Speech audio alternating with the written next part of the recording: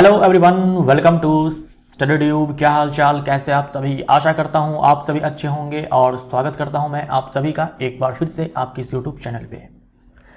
Electricity chapter का part 2 हम लोग आज की इस वीडियो में कवर करने जा रहे हैं। आई होप आपने पार्ट 1 देख लिया होगा। अगर आपने पार्ट 1 नहीं देखा है तो सबसे पहले आप जाइए और पार्ट 1 को कंप्लीट कीजिए, उसके बाद पार्ट 2 देखिएगा।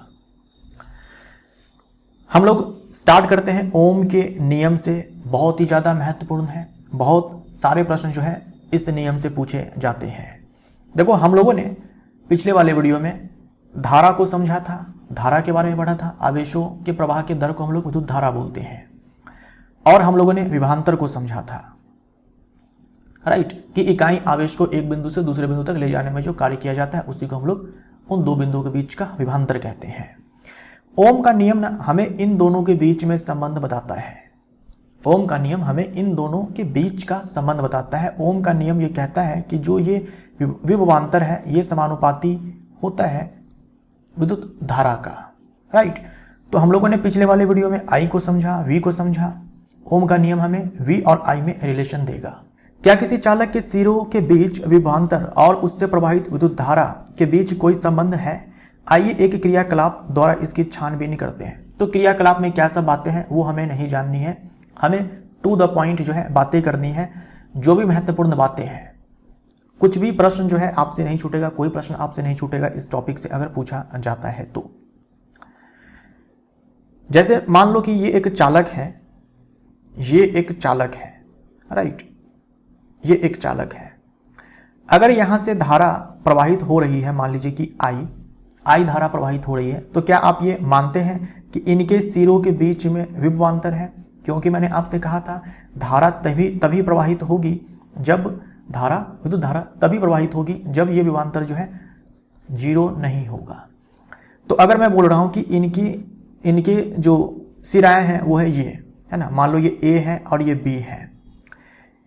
इन सिराओं के बीच में कुछ न कुछ विभवांतर होगा, पोटेंशियल डिफरेंस होगा, तभी जाकर के धारा जो है इसमें प्रवाहित हो रही है। क्योंकि अगर सिरों के बीच में विभवांतर नहीं है तो वैसे केस में धारा प्रवाहित नहीं होगी।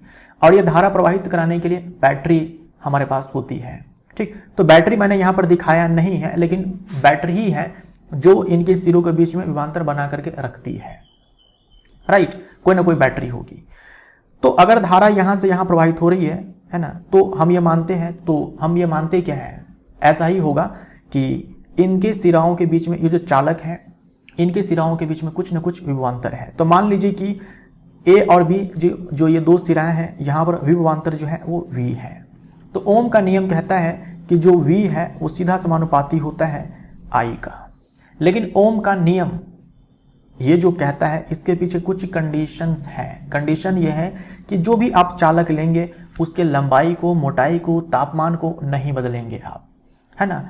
जो लेंथ है, जो मोटाई है, एरिया ऑफ क्रॉस सेक्शन है, यानी ये जो एरिया ऑफ क्रॉस सेक्शन है ये, और टेम्परेचर, ये सब क्या होना चाहिए, ये सब जो है कांस्टेंट होना चाहिए, नियत होना चाहिए, है ना, या फिर बोल दो फिक्स्ड होना चाहिए। वैसे केस में इन सारे को चेंज नहीं करना है।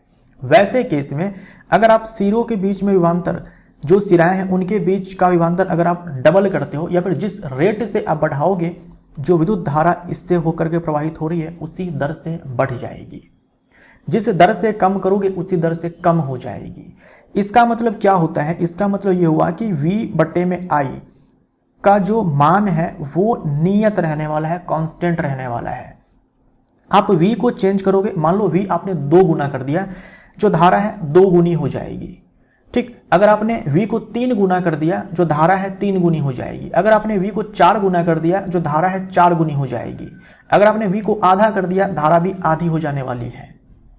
लेकिन ये रेशियो चेंज नहीं होगा, ये रेशियो नियत रहेगा, ठीक। मान लीजिए कि पहले सिरों के बीच में विभवांतर 2 वोल्ट, ठीक, और धारा जो इससे प्रवाहित हो रही थी मान लीजिए कि वो 1 एम्पियर है, ठीक ना। तो अगर आप मान लीजिए कि इस धारा विभवांतर को अगर आप 4 वोल्ट कर देते हो तो जो धारा है वो अब 2 एम्पियर हो जानी है। अगर आप इसको 6 वोल्ट कर देते हो, ठीक है, 8 वोल्ट कर देते हो, अगर आप इसको 8 वोल्ट कर देते हो तो अब ये 4 एम्पियर हो जाने वाली है। रेशियो अगर आप निकालेंगे 2/1 ये 2 आएगा, 4/2 ये 2 आएगा, 8/4 ये 2 आएगा, रेशियो नहीं बदलेगा। लेकिन कंडीशन क्या है कि आपने जो चालक ले रखा है उसकी लंबाई, मोटाई और तापमान ये सब नियत होने चाहिए। ठीक, तो V और I का जो रेशियो है वो कांस्टेंट रहता है, वो नहीं बदलता है। जिस रेट से V को आप चेंज करेंगे उसी रेट से I चेंज हो जाएगा, लेकिन ये रेशियो कांस्टेंट रहेगा। और ये जो रेशियो होता है ना, इसी को हम लोग बोलते हैं प्रतिरोध। इसी को हम लोग क्या बोलते हैं? प्रतिरोध बोलते हैं, रेजिस्टेंस बोलते हैं। यानी V और I का जो रेशियो होता है वो आपको प्रतिरोध दे देगा। ये प्रतिरोध दे देगा जो किसी चालक की खासियत होती है। हाँ, ये प्रतिरोध तब तक नहीं बदलेगा जब तक कि आप लंबाई, मोटाई, तापमान ये सब नहीं बदलेंगे, क्योंकि हमें पता है हम ये जो बोल रहे हैं V/I बराबर नियत, ये कब बोल रहे हैं? जब ये लंबाई, मोटाई और ये तापमान चालक के सब नियत हैं। अगर ये सब आप नहीं बदलोगे तो हम बोल सकते हैं ना कि ये रेशियो नहीं चेंज होगा, यानी कि प्रतिरोध चेंज नहीं होगा, रेजिस्टेंस चेंज नहीं होगा। ठीक, रेजिस्टेंस जो है ये चेंज नहीं होगा। दूसरी बात, जब भी हमें इस प्रकार का संबंध मिलता है, कि एक जो क्वांटिटी है दूसरे क्वांटिटी के प्रोपोर्शनल है, वैसे केस में हमें स्ट्रेट लाइन जो है दोनों के बीच में ग्राफ मिलती है। ठीक है, जैसे मान लीजिए x जो है वो समानुपाती है y का, तो x अगर समानुपाती है y का,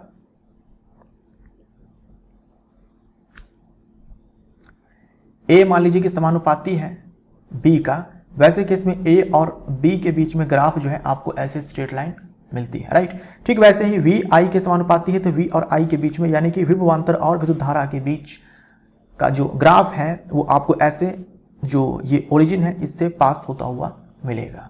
ठीक, और ये जो ग्राफ है इसका इस i के साथ यानी x एक्सिस के साथ जो एंगल बनता है, मान लीजिए कि वो थीटा है, तो अगर आप इस थीटा का टैन निकालेंगे तो टैन थीटा हो जाएगा। ये टैन थीटा जो है ये स्लोप होता है, और ये स्लोप और कुछ नहीं आपको प्रतिरोध देता है, और प्रतिरोध और कुछ नहीं V/I होता है। ये सब आपको ध्यान में रखना है। टैन थीटा यानी कि ढलान जो है हमें VI जो ग्राफ है इसका ढलान हमें प्रतिरोध देता है, और प्रतिरोध क्या है? V और I का रेशियो है। प्रतिरोध नहीं चेंज होगा, अर्थात ये अनुपात चेंज नहीं होगा जब तक कि आप इन सारे को चेंज नहीं करेंगे।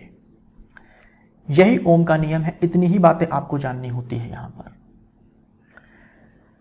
जो भी क्रियाकलाप दे रखा था उसके बारे में कहा जा रहा है कि इस क्रियाकलाप में आप यह देखेंगे कि प्रत्येक प्रकरण में VI का जो मान है लगभग V/I का लगभग एक ही मान प्राप्त होता है।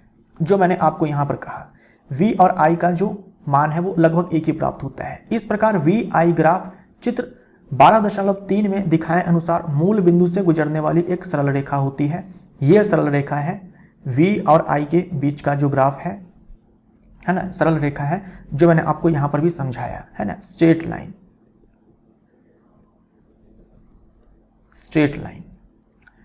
इस प्रकार VI का जो अनुपात है वो नियत है।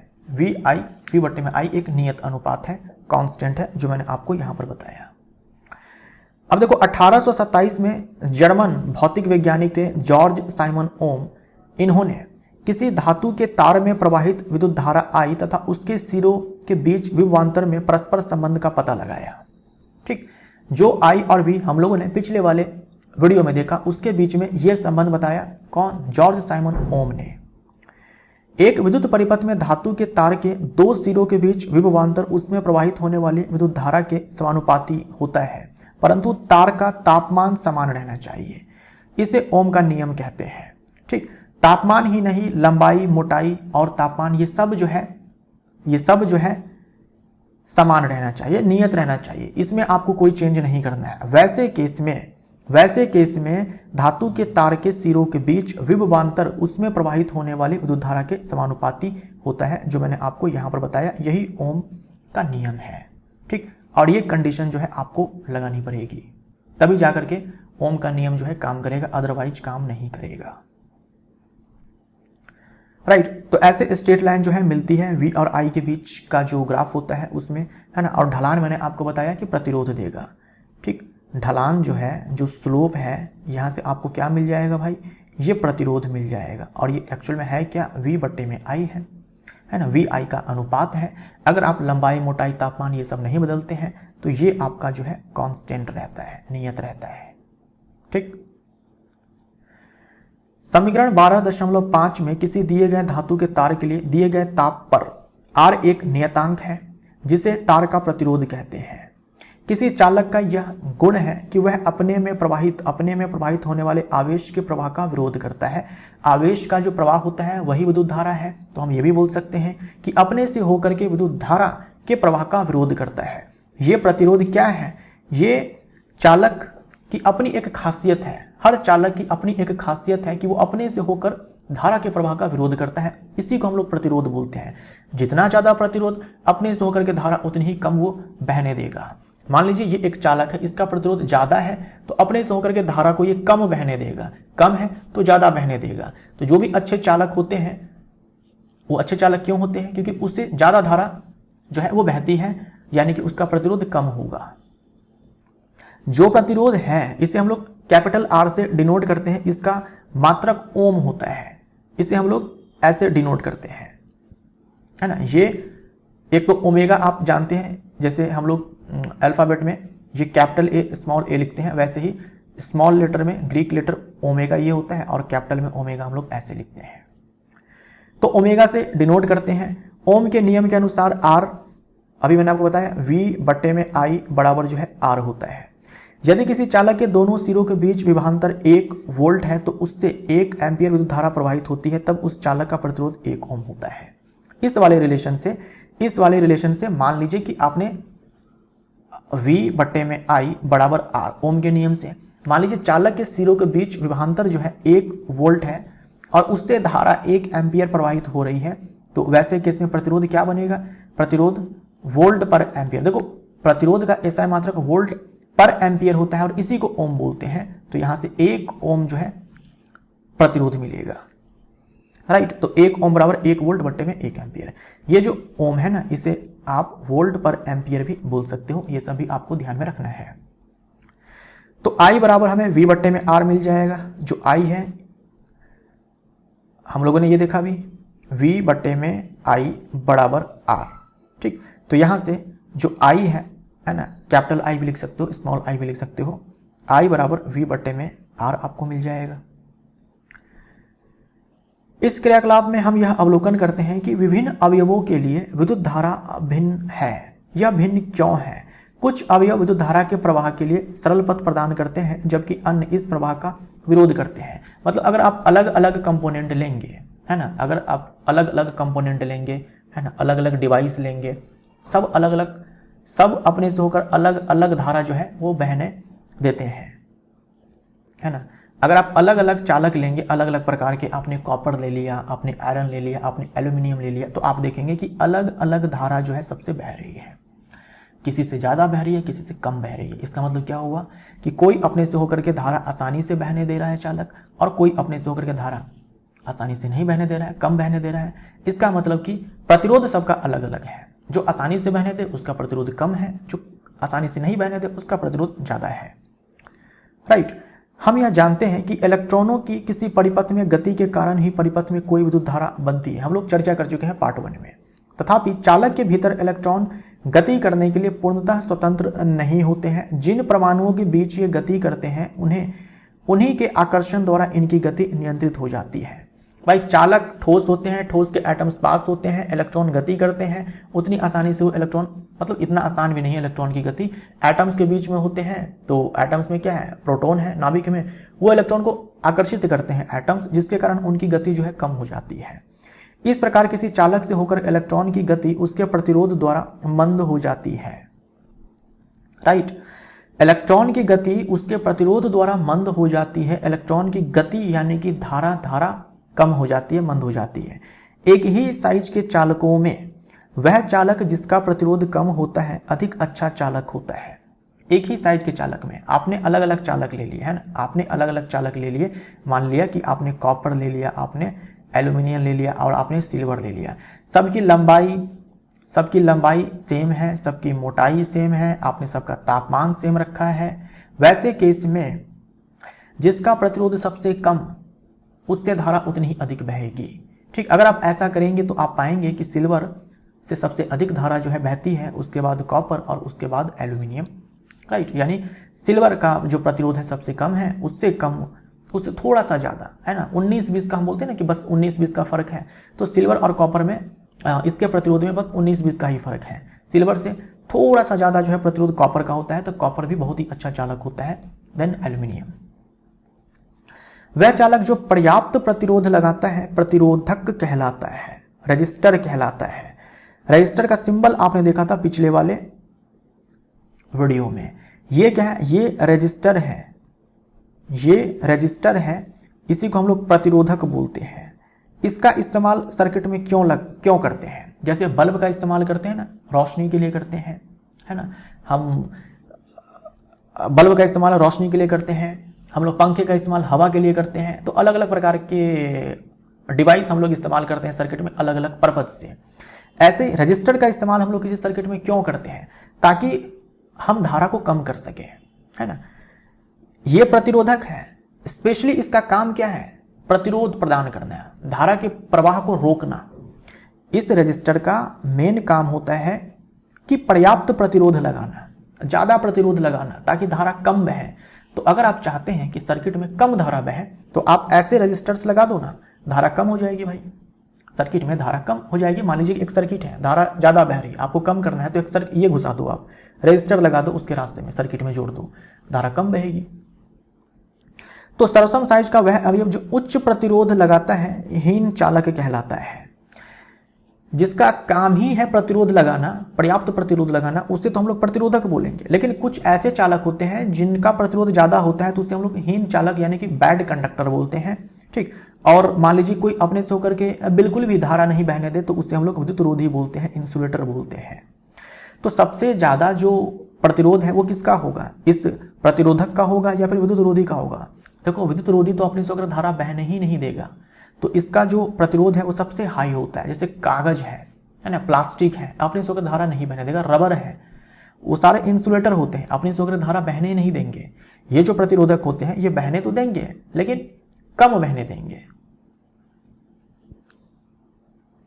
ओम के नियम को अनुप्रयोग करने पर हम यह पाते हैं किसी चालक का प्रतिरोध, चालक की लंबाई, उसकी अनुप्रस्थ काट के क्षेत्रफल यानी कि मोटाई, है ना, मोटाई, ये जो मोटाई है, मोटाई, चालक की लंबाई, उसकी अनुप्रस्थ काट का क्षेत्रफल उसके पदार्थ की प्रकृति पर निर्भर करता है। परिशुद्ध माप यह दर्शाते हैं किसी धातु के एक समान चालक का प्रतिरोध उसकी लंबाई के अनुक्रमानुपाती तथा उसकी अनुप्रस्थ काट के क्षेत्रफल के व्युत्क्रम अनुपाती होता है। तो ओम का नियम जो हम लोगों ने लगाया था, वहां क्या देखा था आपने? लंबाई, मोटाई, तापमान, ये सब फिक्स्ड होने चाहिए। जो चालक का प्रतिरोध होता है वो समानुपाती होता है चालक के लंबाई का, यानी चालक आप जितना ज़्यादा लंबा लेंगे ना, प्रतिरोध उतना ही ज़्यादा मिलेगा, यानी इलेक्ट्रॉन को फ्लो करने में रास्ते में रुकावट उतना ही ज़्यादा मिलने वाला है। अच्छा, जो चालक का प्रतिरोध होता है वो व्युत्क्रम अनुपाती होता है चालक के मोटाई का। जितना मोटा चालक, धारा को बहने में उतना ही आसानी, है ना। मोटा चालक है यानी धारा आसानी से बहने वाली है, जो इलेक्ट्रिक करंट है वो आसानी से फ्लो करने वाली है ना। मोटा चालक यानी कि धारा आसानी से बहेगी, लंबा चालक धारा उतनी आसानी से नहीं बहेगी। ठीक, तो यहां से हमें यह समझ में आया कि जो R है वो सीधा समानुपाती है लंबाई बट्टे में अनुप्रस्थ काट के क्षेत्रफल का। अब यहां से हम लोग इस अनुपातिकता चिन्ह को हटाएंगे तो एक कांस्टेंट आएगा और ये रिलेशन बनेगा। एक कांस्टेंट आएगा, इसको हम हटाएंगे तो इसके बदले में हमने इक्वल डाला, तो रो L/A। ये फॉर्मूला जो है आपको अच्छे से ध्यान में रखना है। अब ये जो रो है ये दो चीजों पर निर्भर करती है, ध्यान से सुनिएगा। ये जो कैपिटल R है ये किस पर डिपेंड कर रहा है भाई? लंबाई पे और मोटाई पे। ये किस पर निर्भर करने वाली है? इसको हम लोग प्रतिरोधकता बोलते हैं। ये जो कैपिटल R है इसको तो हम लोग प्रतिरोध बोलते हैं, इसको तो हम लोग प्रतिरोध बोलते हैं। इंग्लिश में हम लोग इसे रेजिस्टेंस बोलते हैं, रेजिस्टेंस। लेकिन इसको क्या बोलते हैं? इसको हम लोग प्रतिरोधकता बोलते हैं। प्रतिरोधकता यानी कि रेजिस्टिविटी। तो कंफ्यूज नहीं करना है आपको। ये देखो पदार्थ की प्रकृति पर निर्भर करती है। हम यहां लिखेंगे क्या, पदार्थ की प्रकृति, राइट, और तापमान। तापमान, पदार्थ की प्रकृति अगर आप बदल देते हैं, मान लीजिए कि आपने तांबे का तार लिया था, लंबाई और मोटाई उसकी कुछ ना कुछ वही थी, ठीक, सब कुछ आपने सामान रखा है, लंबाई मोटाई। आपने पहले तांबे का तार लिया था जिसकी कुछ लंबाई थी, मोटाई थी, कुछ तापमान था। अब आपने एल्यूमिनियम का तार ले लिया, आपने लंबाई मोटाई तापमान सब आपने वही रखा जो कॉपर के केस में रखा था, फिर भी इसका प्रतिरोध अलग आएगा क्योंकि आपने अब मटेरियल ही चेंज कर दिया है। पहले कॉपर था, अब क्या है, एल्यूमिनियम है। तो पदार्थ की प्रकृति पर, साथ में तापमान पर। भाई तापमान बदलने से या पदार्थ की प्रकृति बदलने से ये जो रो है, ये जो प्रतिरोधकता है, ये बदल जाती है, और जैसे ये बदल जाएगी वैसे ये प्रतिरोध भी बदल जाएगा। तो हम बोलेंगे ये जो प्रतिरोध है ये लंबाई मोटाई और इस प्रतिरोधकता पर निर्भर करता है, और ये जो प्रतिरोधकता है ये पदार्थ की प्रकृति और तापमान पर निर्भर करती है, अर्थात तापमान बदलने से प्रतिरोध बदल जाएगा। समझ में आया आपको? तापमान बढ़ाओगे, जो ये रेजिस्टिविटी है ये बढ़ने वाली है, तो इसके कारण प्रतिरोध भी बढ़ जाएगा। तापमान कम करोगे, रेजिस्टिविटी घट जाएगी, प्रतिरोध भी कम हो जाएगा। ठीक, किसके लिए है ये? चालक के लिए है, कंडक्टर के लिए है। आगे बढ़ते हैं। रो आनुपातिकता स्थिरांक है, प्रोपोर्शनैलिटी कांस्टेंट है, जिसे चालक के पदार्थ की वैद्युत प्रतिरोधकता कहते हैं। इसका एसआई मात्रक क्या हो जाएगा? ओम मीटर हो जाएगा। आप यहां से निकाल भी सकते हो। हमें इसका एसआई मात्रक चाहिए तो रो बराबर लिखेंगे प्रतिरोध गुने में अनुप्रस्थ काट का क्षेत्रफल और गुने में लंबाई। अब यहां से सबका एसआई मात्रक डाल दो। प्रतिरोध का ओम होता है, एरिया का मीटर स्क्वायर हो जाएगा, लेंथ का मीटर हो जाएगा, ये स्क्वायर यहां से खत्म हो जाएगा। तो देखो यहां पर क्या आया? ओम मीटर। यह किसी पदार्थ का अभिलाक्षणिक गुणधर्म है। इसका मतलब क्या हुआ? पदार्थ बदलोगे तो ये रो बदल जाएगा। जैसे ही आप पदार्थ बदलोगे ये रो बदल जाएगा। अलग अलग पदार्थ का जो रो है वो अलग अलग होता है। अभी आप एक लिस्ट भी देखेंगे।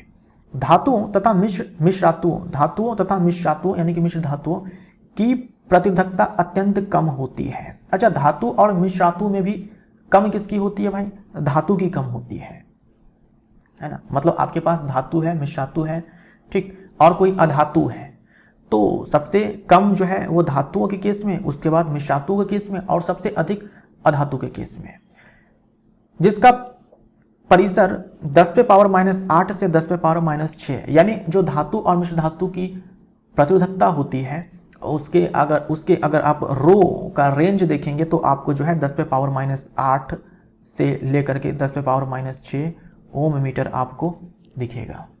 अभी आप देखेंगे ये विद्युत की अच्छी चालक है। रबर तथा कांच जैसे विद्युत रोधी पदार्थ की प्रतिरोधकता देखो इस रेंज की होती है भाई।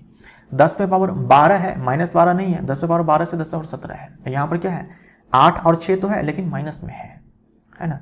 यानी कि 1/में 1 2 3 4 5 6 7 8, देखो इतना कम जो है रो है। और यहाँ पर करोगे तो 10 1 पर भाई 12 जीरो डाल दो। किसी पदार्थ का प्रतिरोध तथा प्रतिरोधकता दोनों ही ताप में परिवर्तन के साथ परिवर्तित हो जाते हैं। मैंने आपको समझा दिया है। टेम्परेचर अगर आप चेंज करते हो तो इससे रो बदल जाता है, रो बदल जाएगा, यानी कि जो कैपिटल आर है प्रतिरोध वो भी बदल जाएगा। टेबल 12.2 में हम यह देख सकते हैं कि व्यापक रूप में मिश्रातुओं की प्रतिरोधकता उनकी अवयवी धातुओं की अपेक्षा अधिक होती है। कहा जा रहा है कि मिश्र धातु जो होते हैं, है ना, यहाँ मिश्रातु लिखा हुआ है मतलब मिश्र धातु ही है कि मिश्र धातु जो है वो तो धातुओं के मिश्रण से बनते हैं। जिन धातुओं से मिलकर के मिश्र धातु का निर्माण होता है उन धातुओं की जो प्रतिरोधकता होती है वो कम होती है, लेकिन उनसे मिलकर के जो मिश्र धातु का निर्माण होता है उसकी प्रतिरोधकता अधिक हो जाती है। ठीक, मिश्र धातुओं की प्रतिरोधकता उनकी अवयवी धातु यानी जिनसे वो बने हैं उनके अपेक्षा अधिक होती है। मिश्र धातुओं को उच्च तापमान पर शीघ्र ही उपचयन नहीं होता। जो मिश्र धातु होते हैं वो हाई टेम्परेचर पर उनका दहन नहीं होता, ऑक्सीडेशन नहीं होता, ऑक्सीडाइज वो नहीं होते हैं। यही कारण है कि मिश्र धातुओं का उपयोग विद्युत इस्त्री यानी इलेक्ट्रिक आयरन, कपड़े प्रेस करने के लिए, टोस्टर है और सामान्य विद्युत तापन युक्तियों के निर्माण में किया जाता है। मतलब ऐसे डिवाइस में किया जाता है जहां पर जो है हमें हीट की आवश्यकता होती है, हम चाहते हैं कि टेम्परेचर बढ़े। विद्युत बल्बों के तंतुओं के निर्माण में तो एकमात्र टंगस्टन का ही उपयोग किया जाता है। जो इलेक्ट्रिक बल्ब देखते हैं, इलेक्ट्रिक बल्ब में जो फिलामेंट होता है, फिलामेंट जो होता है उसमें टंगस्टन का इस्तेमाल किया जाता है जो कि एक धातु है। जबकि कॉपर तथा एल्युमिनियम का उपयोग विद्युत संचरण के लिए उपयोग होने वाले तारों के निर्माण में किया जाता है। हम लोग घरों में जो तारे इस्तेमाल करते हैं वो कॉपर और एल्युमिनियम के ही होते हैं। कॉपर के जो वायर्स होते हैं आप जानते हैं कि थोड़े महंगे आते हैं क्योंकि ये अच्छे चालक होते हैं, यानी इसका जो प्रतिरोधकता है वो कम है। अब यहां पर आप लिस्ट देखो, अगर आप लिस्ट देखेंगे तो यहां पर देखो 10 पे पावर -8 से लेकर के 10 पे पावर -6 है चालक और मिश्र धातु के केस में। यहां पर चालक का मतलब धातु है और मिश्र धातु के केस में 10 पे पावर -8 से 10 पे पावर -6, 10 पे पावर -8 से 10 पे पावर -6 ओम मीटर किसके केस में बताया गया था आपको? ये बताया गया था आपको यहां पे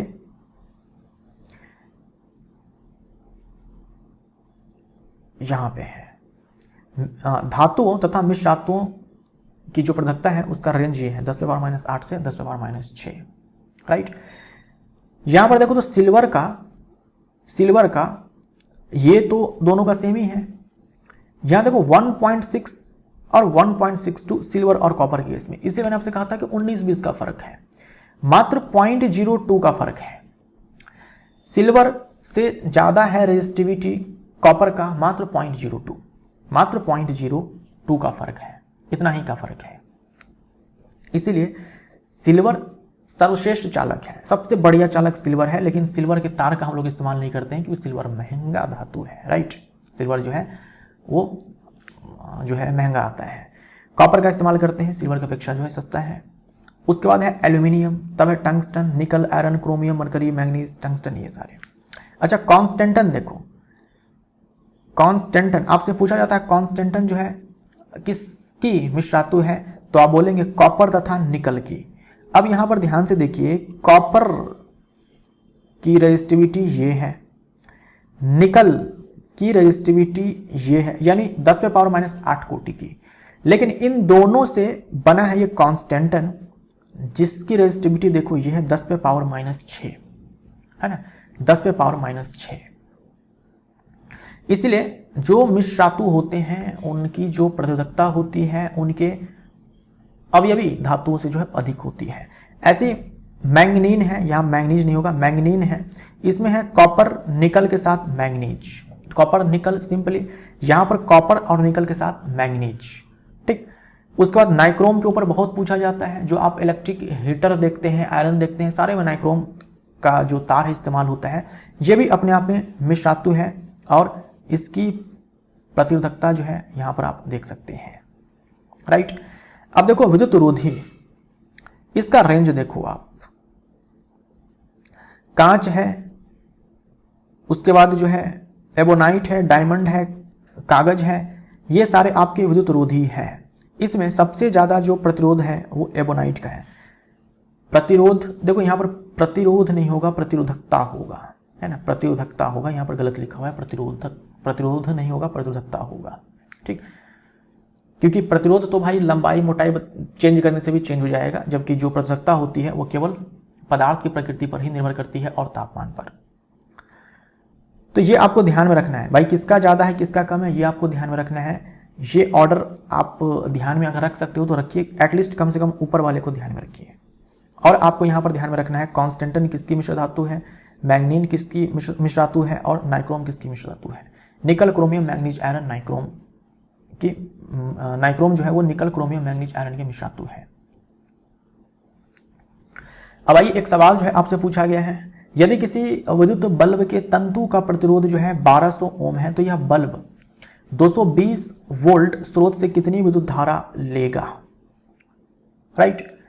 यदि किसी विद्युत हीटर की कुंडली का प्रतिरोध 100 ओम है तो यह विद्युत हीटर 220 वोल्ट स्रोत से कितनी धारा लेगा। अच्छा, आप ये तो बता सकते हो कि कौन अधिक धारा लेने वाला है, कौन कम लेने वाला है, क्योंकि दोनों को तो आपने सेम सोर्स से जोड़ा हुआ है, दोनों को आपने सेम सोर्स से जोड़ा हुआ है, यानी जो विभवांतर आप दे रहे हैं सिरों के बीच में वो तो दोनों के केस में सेम है, लेकिन एक का प्रतिरोध ज्यादा है दूसरे का कम है। भाई ज्यादा प्रतिरोध है मतलब ज्यादा धारा, ज्यादा विरोध जो है वो करने वाला है धारा को बहने में, तो इससे धारा कम बहेगी, इससे अधिक बहेगी, राइट। हम निकालते हैं कि भाई कितनी धारा बहने वाली है। तो यहां पर देखो आपको प्रतिरोध दे रखा है और आपको यहां पर विभवांतर दे रखा है। ओम का नियम लगाएंगे। ओम का नियम कहता है V बट्टे में I बराबर R होता है। यहां से आप I निकालेंगे तो ये बराबर हो जाएगा V बट्टे में R। अब यहां पर 220 बट्टे में यहां पर 1200 हो जाएगा। 0 से 0 ये खत्म हो जाएगा, 2 से काटेंगे 11 बार में और यहां पर हो जाएगा 60। ये आपका आ जाएगा एम्पियर में, ठीक। बी में आते हैं, फिर से यही रिलेशन लगाएंगे, I बराबर V बट्टे में R। V का मान 220 यहाँ भी है, लेकिन जो प्रतिरोध है वो कम हो चुका है, 100 हो चुका है, तो यहाँ पर 11 बट्टे में 5 एम्पियर हो जाएगा। अब देखो इस केस में धारा ज़्यादा है, इस केस में कम है ना, इस केस में बहुत कम है, तो ये आपने बना लिया। एक और सवाल आपसे पूछा गया है, जब कोई विद्युत हीटर विद्युत स्रोत से 4 एम्पियर धारा लेता है तब उसके टर्मिनलों के बीच विभवांतर 60 वोल्ट है, उस समय विद्युत हीटर कितनी विद्युत धारा लेगा जब विभवांतर को 120 वोल्ट तक बढ़ा दिया जाएगा। तो अभी आपने देखा था कि ओम का नियम ये कहता है कि V और I एक दूसरे के समानुपाती है। कंडीशन लंबाई, मोटाई, तापमान, चालक का सब सेम रहना चाहिए, तो यहाँ पर कुछ नहीं कहा गया है लंबाई, मोटाई, तापमान के ऊपर, तो आप मान लो कि सेम है। अब कहा जा रहा है कि देखो जब 60 वोल्ट का बैटरी हम लोगों ने लगाया या 60 वोल्ट हम लोगों ने स्रोत वोल्टेज दिया, तब 4 एम्पियर धारा जो है वो मिल रही थी। अब इसको बढ़ा करके 120 वोल्ट कर दिया गया, मतलब आपने क्या किया, जो पोटेंशियल डिफरेंस है उसको डबल कर दिया। तो ओम के नियम के हिसाब से ये भी डबल हो जाएगा, ये भी डबल हो जाएगा ओम के नियम के हिसाब से, राइट। तो अब जो है यहाँ पर 8 एम्पियर धारा मिलने वाली है, बस हो गया।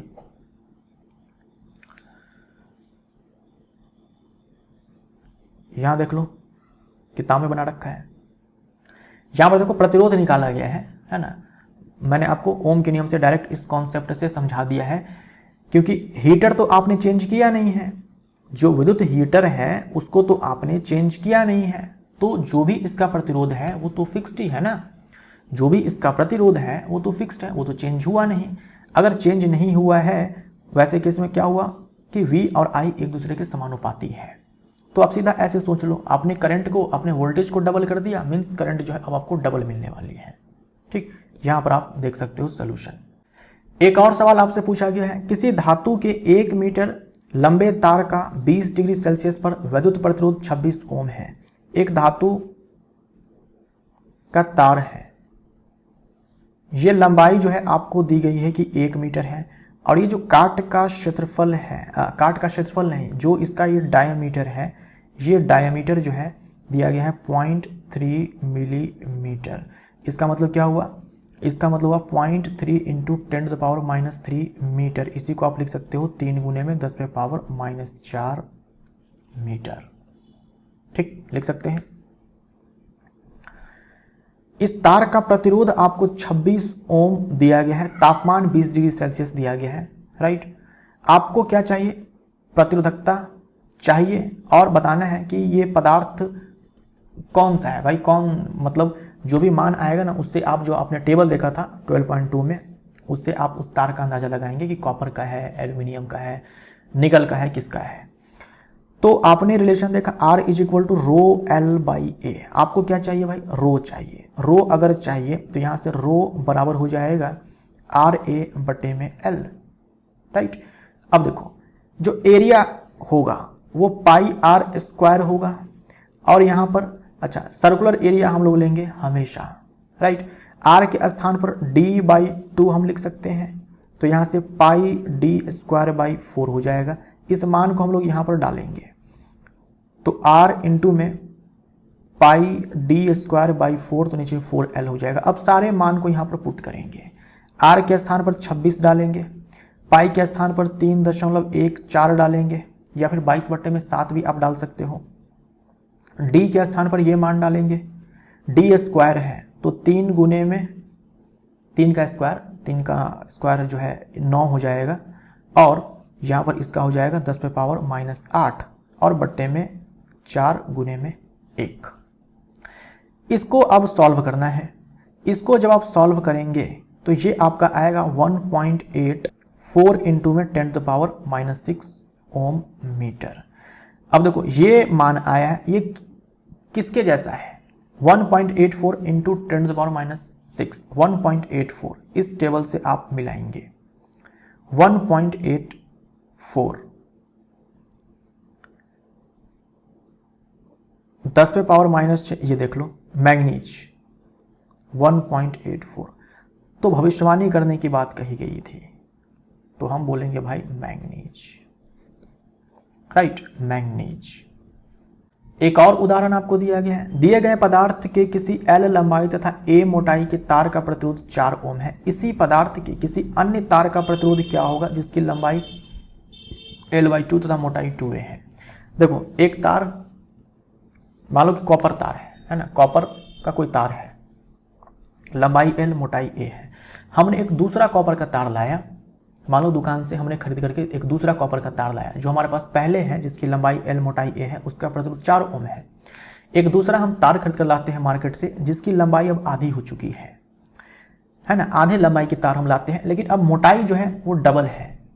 तो आपने क्या पढ़ा, R = ρL/A, जो आपने रिलेशन देखा वो कैसे आया था? R समानुपाती है लंबाई का और व्युत्क्रम अनुपाती है मोटाई का। तो पहले प्रतिरोध 4 ओम है, अब हमने जो तार खरीद कर लाया सेम पदार्थ का, उसी पदार्थ का, उसकी लंबाई आधी है। भाई अगर लंबाई आधी है तो प्रतिरोध जो है आधा हो जाएगा, लेकिन मोटाई जो है वो डबल है, मोटाई डबल है। तो अगर मोटाई डबल है तो प्रतिरोध इसके कारण भी क्या हो जाएगा? आधा हो जाएगा। अगर आप इसको डबल करोगे, क्योंकि उल्टा संबंध है ना, अगर उल्टा संबंध है तो इसको हम बढ़ाते हैं तो प्रतिरोध कम हो जाएगा, तो इसके कारण भी प्रतिरोध जो है आधा हो जाएगा। एक तो लंबाई भी हमने कम कर दिया, मोटाई भी बढ़ा दिया। लंबाई कम करेंगे तो भी प्रतिरोध कम हो जाएगा, अगर हम मोटाई जो है बढ़ाएंगे तो भी प्रतिरोध कम हो जाएगा। यानी कि जो प्रतिरोध है अब नए तार का वो 1 ओम है। ऐसे आपको इस प्रकार के सवाल बनाने हैं, ठीक, इस वाले रिलेशन का इस्तेमाल करते हुए।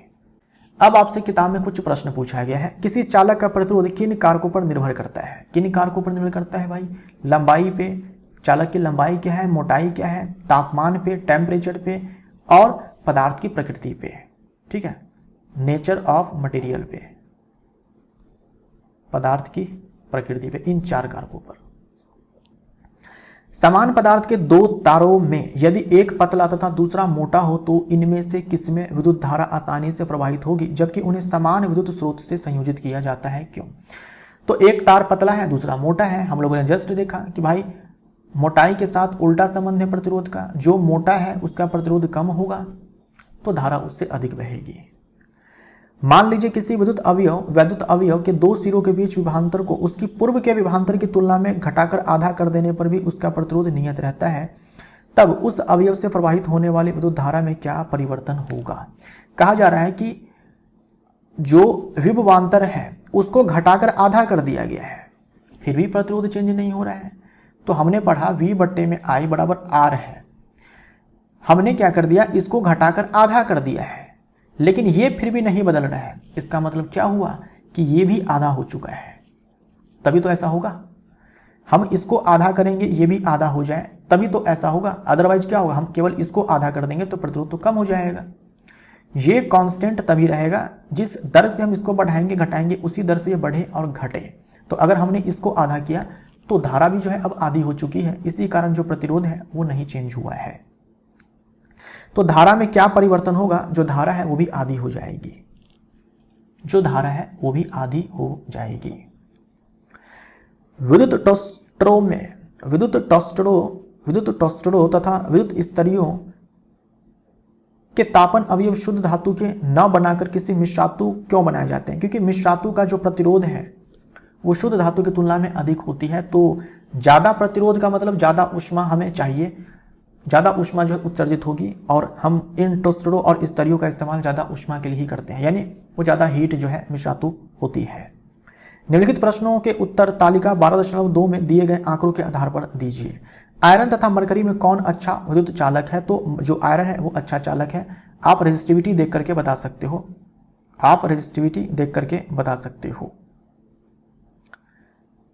यहां पर मरकरी है नहीं, लेकिन आयरन आयरन आयरन आयरन यहां पर देखो, इससे कम जो है रेजिस्टिविटी मरकरी का है, तो मरकरी जो है अच्छा चालक नहीं है। कौन सा पदार्थ सर्वश्रेष्ठ चालक है? तो आप देखेंगे कि सिल्वर जो है सबसे बढ़िया चालक है, सर्वश्रेष्ठ है, राइट। अब है प्रतिरोधकों के निकाय का प्रतिरोध। ये सिंबल है प्रतिरोधक का। हम एक ऐसे सर्किट का प्रतिरोध देखेंगे जिसमें ऐसे ऐसे कई सारे रेजिस्टर्स लगे होंगे, ठीक। एक तो है कि एक सर्किट है जिसमें एक ही रेजिस्टर है, लेकिन हम चाहते हैं उस सर्किट का रेजिस्टेंस पता करना जिसमें ऐसे ऐसे काफी सारे रेजिस्टर्स लगे होंगे। पिछले अनुभाग में हमने कुछ सरल विद्युत परिपथों के बारे में सीखा था। हमने यह देखा किसी चालक से प्रवाहित होने वाली विद्युत धारा का मान किस प्रकार उसके प्रतिरोध तथा उसके सिरों के बीच विभवांतर पर निर्भर करता है। हमने देखा कि विभवांतर हम बढ़ाएंगे घटाएंगे, जो धारा है बहेगी घटेगी, बढ़ेगी घटेगी, प्रतिरोध अगर ज्यादा है धारा कम बहेगी। विविध प्रकार के विद्युत उपकरणों तथा युक्तियों में हम प्रायः प्रतिरोधकों के विविध संयोजन देखते हैं, है ना। सर्किट में हम लोग क्या करते हैं कि अलग अलग प्रकार के डिवाइस लगाते हैं और साथ में जो है रजिस्टर को भी देखते हैं। इसलिए अब हमें यह विचार करना है कि प्रतिरोधकों के संयोजन पर ओम के नियम को किस प्रकार अनुप्रयुक्त किया जा सकता है। जो प्रतिरोधकों का संयोजन है, ऐसे ऐसे रजिस्टर्स हम लोग लगा करके जो कंबाइन करेंगे, ऐसे ऐसे रजिस्टर का जो कॉम्बिनेशन बनाएंगे, वहां पर हम लोग ओम के नियम को कैसे लगाएंगे। तो जो हम रजिस्टर्स जोड़ेंगे सर्किट में, दो तरीके से जोड़ सकते हैं, दो विधियां हैं। एक विद्युत परिपथ 12.6 में एक विद्युत परिपथ दिखाया गया है जिसमें R1, R2, R3 प्रतिरोध के 3 प्रतिरोधकों को एक सिरे से दूसरे सिरा मिलाकर जोड़ा गया है। प्रतिरोधकों के इस संयोजन को श्रेणीक्रम संयोजन कहा जाता है। यह ध्यान में रखिएगा, श्रेणीक्रम संयोजन में क्या होता है कि प्रतिरोधकों को उसके एक सिरे से दूसरे सिरे को मिलाकर जोड़ा जाता है। ऐसे ही आपको कंठस्थ रखना है। श्रेणीक्रम संयोजन में प्रतिरोधकों को कैसे जोड़ा जाता है? एक सिरे से दूसरे सिरे को मिलाकर के जोड़ा जाता है। तो मान लीजिए कि 3 रजिस्टर्स हैं, 1 2 3। इसका प्रतिरोध R है, इसका प्रतिरोध R2 है, इसका R3 है, R1 R2 R3 है। अगर हम इन तीनों को जोड़े, एक सिरे को दूसरे सिरे से मिलाकर, यानी इसके सिरों को, इसके एक सिरा को इससे मिलाएंगे, जोड़ेंगे, और इसके एक सिरा को इससे जोड़ेंगे। इस प्रकार से पहले रजिस्टर का एक सिरा दूसरे से, दूसरे का एक सिरा तीसरे से, इस प्रकार से जोड़ेंगे जैसा कि इसमें दिखाया गया। भाई इसके एक सिरे को R2 से जोड़ा गया है, R2 के एक सिरे के R3 से जोड़ा गया है, तो एक दूसरे के सिरे को मिलाकर के जोड़ा गया है। पहले का एक सिरा दूसरे के साथ जुड़ा है, दूसरे का एक सिरा तीसरे के साथ जुड़ा है, इस प्रकार से, ठीक। R1 R2 R3 ऐसे देखो जोड़ा गया है। तो हम बोलेंगे श्रेणीक्रम संयोजन है। श्रेणीक्रम संयोजन है, एक का सिरा दूसरे से, दूसरे का सिरा तीसरे से जुड़ा हुआ है, राइट। पार्श्व में देखो क्या होता है, 2 पॉइंट होगा। इसमें ऐसा नहीं होगा कि एक का सिरा दूसरे से, दूसरे का तीसरे से, तीसरे का चौथे से, ऐसा नहीं होगा। 2 पॉइंट होगा और उन दोनों पॉइंट के बीच में ही सारे रजिस्टर की सिराएं होंगी। देखो, प्रतिरोधकों का एक ऐसा संयोजन दिखाया गया है इस वाले में जिसमें 3 प्रतिरोधक एक साथ बिंदुओं के x तथा y के बीच संयोजित है। प्रतिरोधकों के इस प्रकार के संयोजन को पार्श्व क्रम संयोजन कहा जाता है। इसमें क्या होगा कि 2 पॉइंट होगा और सारे रजिस्टर के दोनों पॉइंट्स जो है उन्हीं 2 बिंदु के बीच में होगा। भाई जितने भी रजिस्टर हैं उन सारे का एक सिरा एक ही पॉइंट पे है, दूसरा सिरा दूसरे पॉइंट पे है, ठीक। तो x एक पॉइंट है जहां पर सारे रजिस्टर के एक सिरा आकर के जुड़ते हैं, दूसरा पॉइंट y है जहां पर सारे रजिस्टर के सिराएं जो है आकर के जुड़ते हैं। इसमें ऐसा नहीं है, इसमें बोलेंगे भाई यहां भी तो x y के बीच में है, लेकिन ऐसा थोड़ी ना है कि सारे के सारे रजिस्टर्स जो हैं वो x पर आकर के सारे रजिस्टर की सिराएं जो है वो x पर आकर जुड़े हैं और y पर आकर जुड़े हुए, ऐसा तो नहीं है।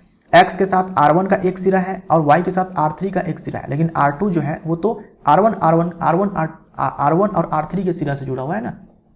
लेकिन यहां पर नहीं है। R1 R2 R3 इन तीनों का एक सिरा एक साथ x पर है और दूसरा सिरा एक साथ y पर है। इसे बोलेंगे पार्श्वक्रम संयोजन, राइट। अब देखो श्रेणी क्रम में संयोजित प्रतिरोधक, हम लोग श्रेणी क्रम में जो संयोजन है इसके बारे में थोड़ा डिटेल में पढ़ते हैं। जब कई प्रतिरोधकों को श्रेणी क्रम में संयोजित करते हैं तो परिपथ में प्रवाहित विद्युत धारा का क्या होता है, उनका तुल्य प्रतिरोध क्या होता है, आइए इसे निम्नलिखित क्रियाकलाप की सहायता से समझने का प्रयास करते हैं। विभिन्न मानों के 3 प्रतिरोधकों को श्रेणी क्रम में जोड़िए। 12.6 में दिखाए अनुसार इन्हें एक बैटरी, एक एमीटर तथा प्लग कुंजी से संयोजित कीजिए। कहा जा रहा है यहां पर ऐसे जोड़ना है आपको। यहां पर देख लो आप, इन एक्टिविटी को छोड़िए, मैं आपको जो समझा रहा हूं उसको आप सुनिए आप ध्यान से।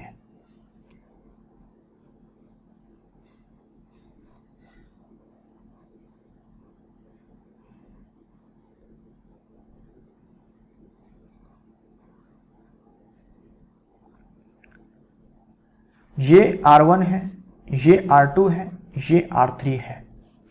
ये बैटरी लगा दिया V वोल्ट का, ये प्लस ये माइनस। आपने पढ़ा था कि धारा जब भी हम दिखाएंगे तो हम धारा दिखाएंगे इस पॉजिटिव प्लेट से निकलते हुए। तो मान लीजिए धारा यहां से I निकलती है, ठीक। ये धारा फिर इधर की ओर आएगी, ये धारा फिर इसमें जाएगी। मान लीजिए कि आप यहां पर एमीटर लगा देते हैं एक यहां पर, ठीक, तो आपको ये समझ में आ जाएगा कि बैटरी से कितनी धारा निकली है, ठीक। उस एमीटर को अगर आप यहां पर लगाएंगे तो भी आपको धारा जो है I ही मिलने वाली है, यहां पर लगाएंगे तो भी धारा आपको I ही मिलने वाली है, यहां पर लगाएंगे तो भी धारा आपको I ही मिलने वाली है।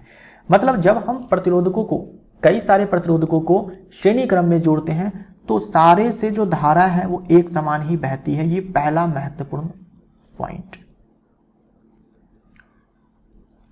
ठीक है। यानी श्रेणी क्रम में जो धारा है वो सेम है सबके लिए, सारे प्रतिरोधकों के लिए धारा जो है एक समान चले। पूरे सर्किट में धारा एक समान, सीधा याद रखो, पूरे सर्किट में धारा एक समान, पूरे सर्किट में धारा एक समान। अच्छा, अब देखो हम वोल्ट मीटर का इस्तेमाल करेंगे। अब हम क्या करेंगे कि वोल्ट मीटर का इस्तेमाल करेंगे। हम एक बार क्या करेंगे कि वोल्ट मीटर को, ये जो R1 है, R1 की जो 2 सिराएं हैं यहाँ पर हम लोग वोल्ट मीटर का इस्तेमाल करेंगे, लगाएंगे और मापेंगे कि दोनों, इस R1 के दोनों सिराओं के बीच पोटेंशियल डिफरेंस भी विभवांतर कितना है। तो मान लीजिए कि यहाँ पर V1 आएगा। फिर हम क्या करेंगे, उस वोल्ट मीटर को हटाएंगे और यहाँ पर इनके सिराओं के बीच में जोड़ेंगे। तो मान लीजिए यहाँ पर वोल्टेज यानी कि विभवांतर V2 है। फिर उस वोल्ट मीटर को हटाएंगे और यहाँ पर लगाएंगे, यहाँ पर लगाएंगे, तो मान लीजिए कि V3 आएगा, ठीक। तो अलग अलग बारी बारी से हम लोग क्या करेंगे, सारे प्रतिरोधकों के सिरों के बीच में इस वोल्ट मीटर को लगाएंगे और हम लोग पोटेंशियल डिफरेंस नोट करेंगे। तो यहां पर मान लीजिए कि V1 आया है, यहां पर V2 आया है, यहां पर V3 आया है। अच्छा, अगर आप यहां पर जोड़ेंगे, वोल्ट मीटर को हमेशा हम लोग पार्श्व क्रम में लगाते हैं, है ना, ये आपको याद होना चाहिए। अगर हम यहां पर वोल्ट मीटर का इस्तेमाल करते हैं, बैटरी के सिरों के बीच इस्तेमाल करते हैं, तो आप पाएंगे कि जितने वोल्ट का हमने बैटरी लगाया है वो पोटेंशियल डिफरेंस जो है आपको वोल्ट मीटर में मिल जाएगा, राइट, ठीक। तो ये बैटरी के सिरों के बीच का विभवांतर है। तो देखा ये गया कि ये V1, ये V2, V3, ये ध्यान दीजिएगा श्रेणी क्रम में है, पूरे सर्किट में धारा एक समान, पूरे सर्किट में धारा एक समान, सारे प्रतिरोधकों से धारा एक समान, लेकिन अलग अलग प्रतिरोधकों के सिराओं के बीच में विभवांतर वो अलग अलग है, ठीक। यानी जो ये विभवांतर है वो क्या है, डिफरेंट है, ये डिफरेंट है। तो देखा गया कि भाई जो ये V1 है और ये जो V2 है और ये जो V3 है, इन सारे को जोड़ते हैं तो ये V के बराबर आ रहा है। ये जो बैटरी के सिरों के बीच में विभवांतर है उसके बराबर आ रहा है। इसका मतलब क्या हुआ, इसका मतलब ये हुआ कि बैटरी के सिरों के बीच में जो विभवांतर है ना, यही प्रतिरोधकों के सिरों के बीच में बट जाता है। ये ध्यान में रखना है आपको कि बट जाता है, ठीक। तो अगर हम यहां पर ओम का नियम लगाएं, यहां पर अगर हम ओम का नियम लगाएं तो देखो क्या आएगा, V बराबर V बराबर होता है I इंटू में R, ये होता है। तो देखो यहां से भी धारा I जा रही है, यहां से भी धारा I, यहां से भी धारा तो सबके लिए समान है। तो यहां पर जो V1 है, क्या हम इसको लिख सकते हैं I इंटू में R1, ये R1 और इसका पोटेंशियल डिफरेंस V1। यहां पर V2 बराबर क्या हो जाएगा I इंटू में R2, और यहां पर V3 बराबर हो जाएगा I इंटू में R3, राइट। तो हम यहां पर लिख सकते हैं V1 के स्थान पर I R1, V2 के स्थान पर I R2, V3 के स्थान पर I R3। अब देखो ये V बराबर हम क्या लिख सकते हैं। अब हम चाहते हैं कि सर्किट में हम ये 3 रजिस्टर का इस्तेमाल न करें, इन सब के बदला एक रजिस्टर का इस्तेमाल करें, इन सब के बदला एक रजिस्टर का इस्तेमाल करें जो इन तीनों के बराबर काम करे। यानी ये तीनों मिल करके जितना प्रतिरोध पैदा करेगा, ये तीनों मिलकर जितना प्रतिरोध पैदा करेगा, इसी के समतुल्य हम कोई एक प्रतिरोधक का इस्तेमाल करें जो इतना ही प्रतिरोध पैदा करेगा। तो मान लीजिए इन तीनों को हटा करके हमने केवल एक रेजिस्टर लगाया है, उसका प्रतिरोध हमने R बोल दिया है, ठीक। यानी पूरे सर्किट का प्रतिरोध कितना हो जाएगा भाई, पूरे सर्किट का जो रेजिस्टेंस हो जाएगा वो कितना हो जाएगा, जो इन तीनों का समतुल्य होगा।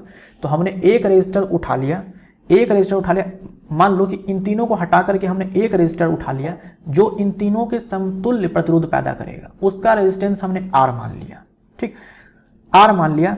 तो अब देखो हम यहां पर ओम का नियम कैसे लगाएंगे, V is equal to I into में आई आर। I तो भाई पूरे सर्किट के लिए सेम है, तो I और इन तीनों का समतुल्य हमने प्रतिरोध R मान लिया, तो उसके स्थान पर हम लोग R लिख देंगे। आप यहां पर देखेंगे तो I कॉमन है, कट जाएगा, तो यहां से जो R है हम यहां पर क्या करते हैं कि R इक्विवेलेंट लिख देते हैं, ठीक, या फिर RS लिख देते हैं क्योंकि श्रेणी क्रम में है, सीरीज कॉम्बिनेशन में है। तो यहां से R1 plus R2 plus R3 आ जाएगा, ये आपको ध्यान में रखना है, ठीक।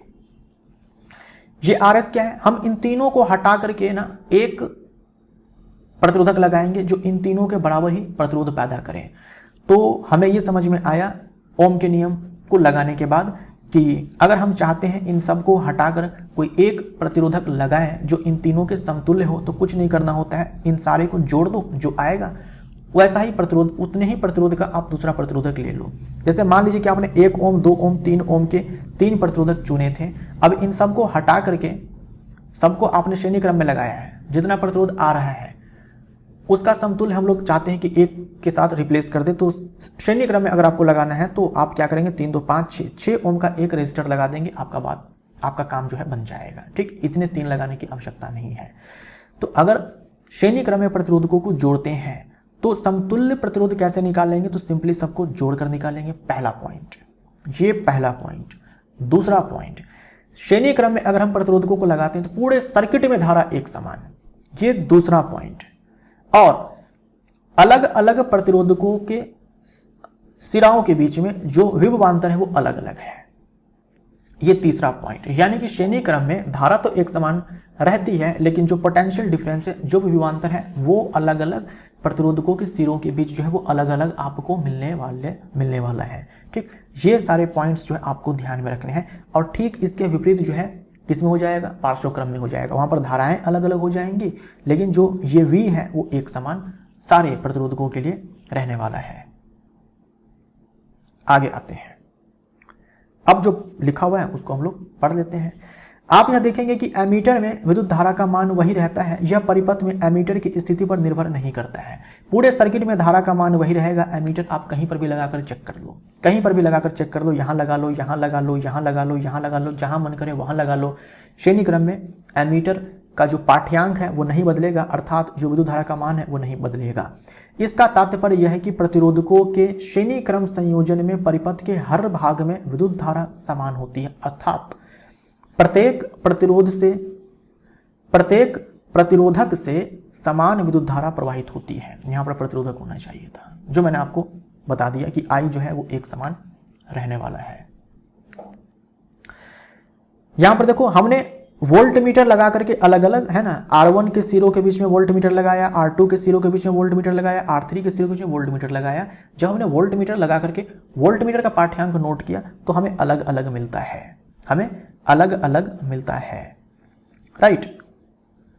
तो जो मैंने आपको समझाया ना यहाँ पर वही सारी बातें जो है आपको इधर जो है समझाई गई है। तो मुझे नहीं लगता कि वापस से जो है इन सारी चीज़ों को समझने की जरूरत है। देखो, प्रतिरोधक के श्रेणी क्रम संयोजन के सिरों के बीच कुल विभवांतर व्यष्टिगत प्रतिरोधकों के विभवांतर के योग के बराबर होता है। प्रतिरोधकों के श्रेणी क्रम संयोजन के सिरों के बीच कुल विभवांतर जो है व्यष्टिगत प्रतिरोध के विभवांतर के योग के बराबर होता है, जो अभी आपने देखा V बराबर V1 plus V2 plus V3। कहा जा रहा है कि श्रेणी क्रम संयोजन में अगर आप यहाँ पर है ना, यहाँ पर इन दोनों सिराओं के बीच में अगर आप वोल्ट मीटर को लगाते हैं तो कितना आपको मिलेगा, ये विभवांतर इन तीनों का जोड़ जो आएगा वही आपको मिलेगा। यही चीज आपसे कहा गया है कि प्रतिरोधकों के श्रेणी क्रम संयोजन के सिरों के बीच कुल विभवांतर जो है अलग अलग प्रतिरोधकों के बीच में जो विभवांतर होता है उनके योग के बराबर होता है, जो मैंने आपको समझा दिया है। राइट, और ये हम लोगों ने अभी देखा था, ओम का नियम लगाया और ये रिलेशन आपको मिला RS is equal to R1 plus R2 plus R3। ठीक है, मान लीजिए आपने 10 रेजिस्टर्स लगा दिए श्रेणी क्रम में, तो 10 को जोड़ दो, समतुल्य प्रतिरोध जो है आ जाएगा। श्रेणी क्रम में संयोजित होते हैं तो संयोजन का कुल प्रतिरोध जो है R1 R2 R3 के योग के बराबर है, और इस प्रकार संयोजन का प्रतिरोध किसी भी व्यष्टिगत प्रतिरोध के संयोजन का प्रतिरोध किसी भी व्यष्टिगत प्रतिरोध के प्रतिरोध से अधिक होता है। आपने देखा कि जो समतुल्य प्रतिरोध है वो कैसे निकल रहा है, श्रेणी क्रम में सिंपली जोड़ करके निकल रहा है। तो जो ये जोड़ आएगा ये R1 से भी बड़ा होगा, R2 से भी बड़ा होगा, R3 से भी बड़ा होगा ना। मान लीजिए कि 1 ओम 2 ओम 4 ओम के 3 आपने प्रतिरोधक लिए, श्रेणी क्रम में लगा दिया, इसका समतुल्य निकालेंगे तो 4 2 6 7 आएगा ना।